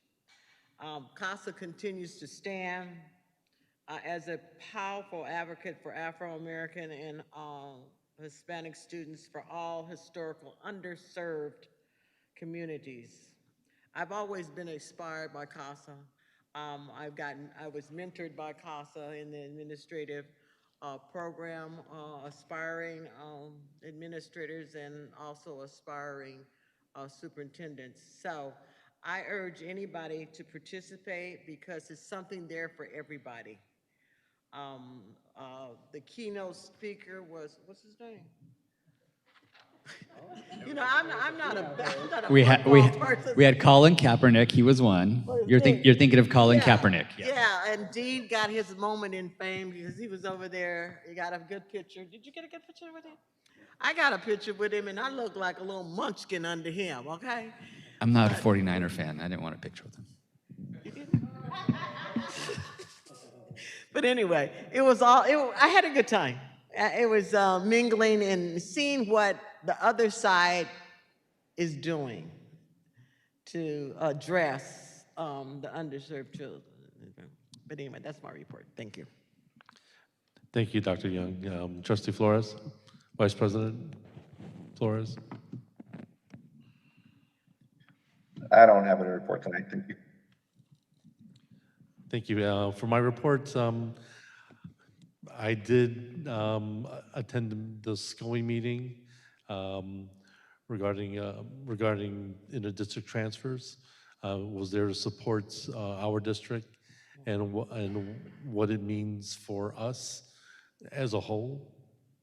Also attending CALSA with my fellow executive boards and board members as well. There was so much to learn, and there were so many people to meet. It was very inspiring, and I hope next year that VCUSD will have a mark in presenting, which would be nice to see.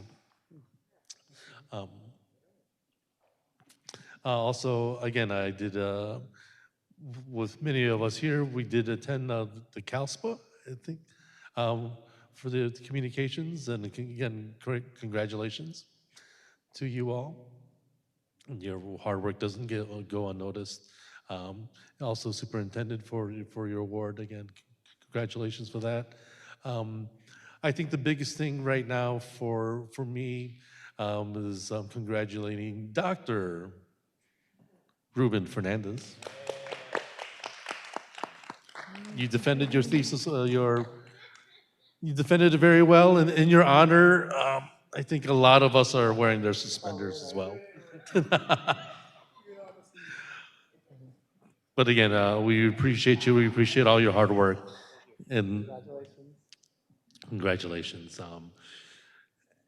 Other than that, you know, we are moving onward. We have a lot of work to do, and again, I do thank everyone for their commitment and their hard work.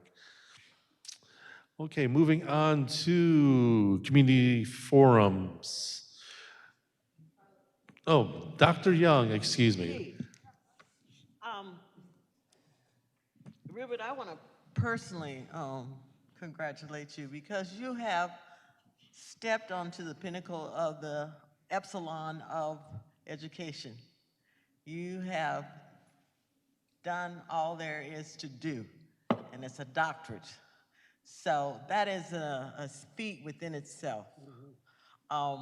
So I am honored to be in your presence as a doctor.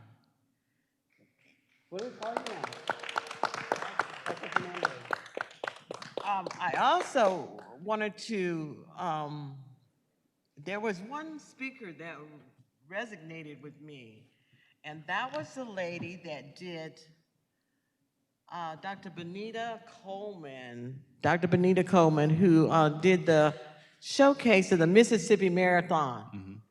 We need to go down there and take some notes.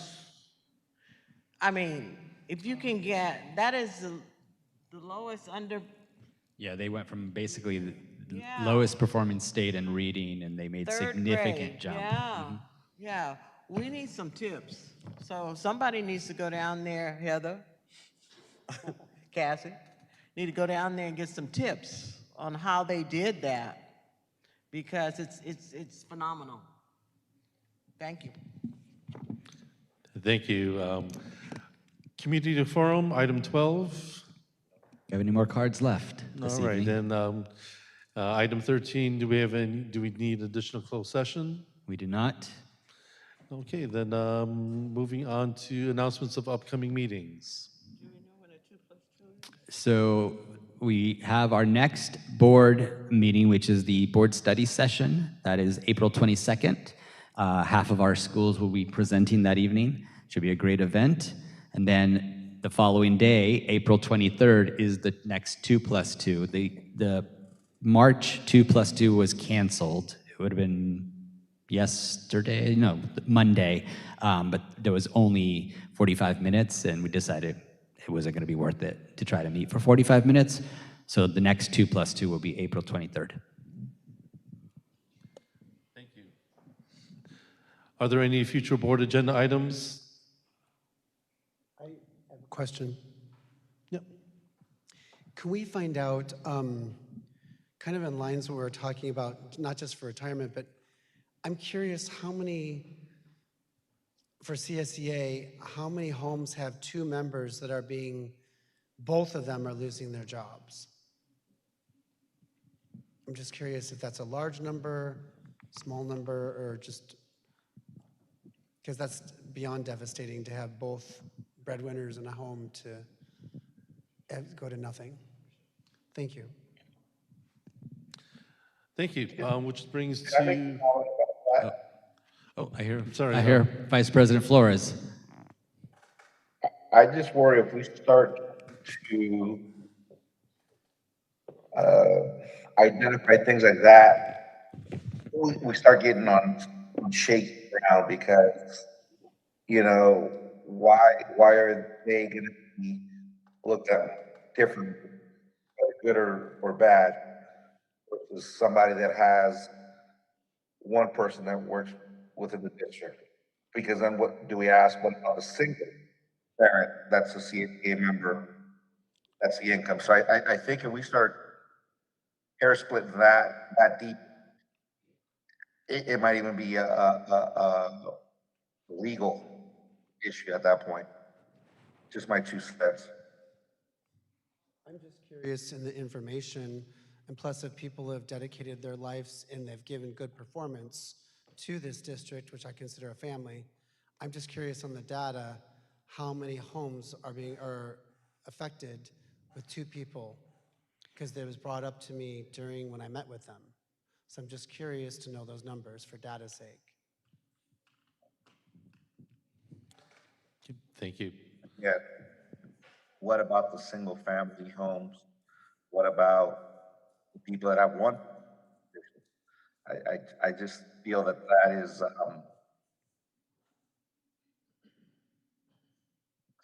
iffy territory to start reading.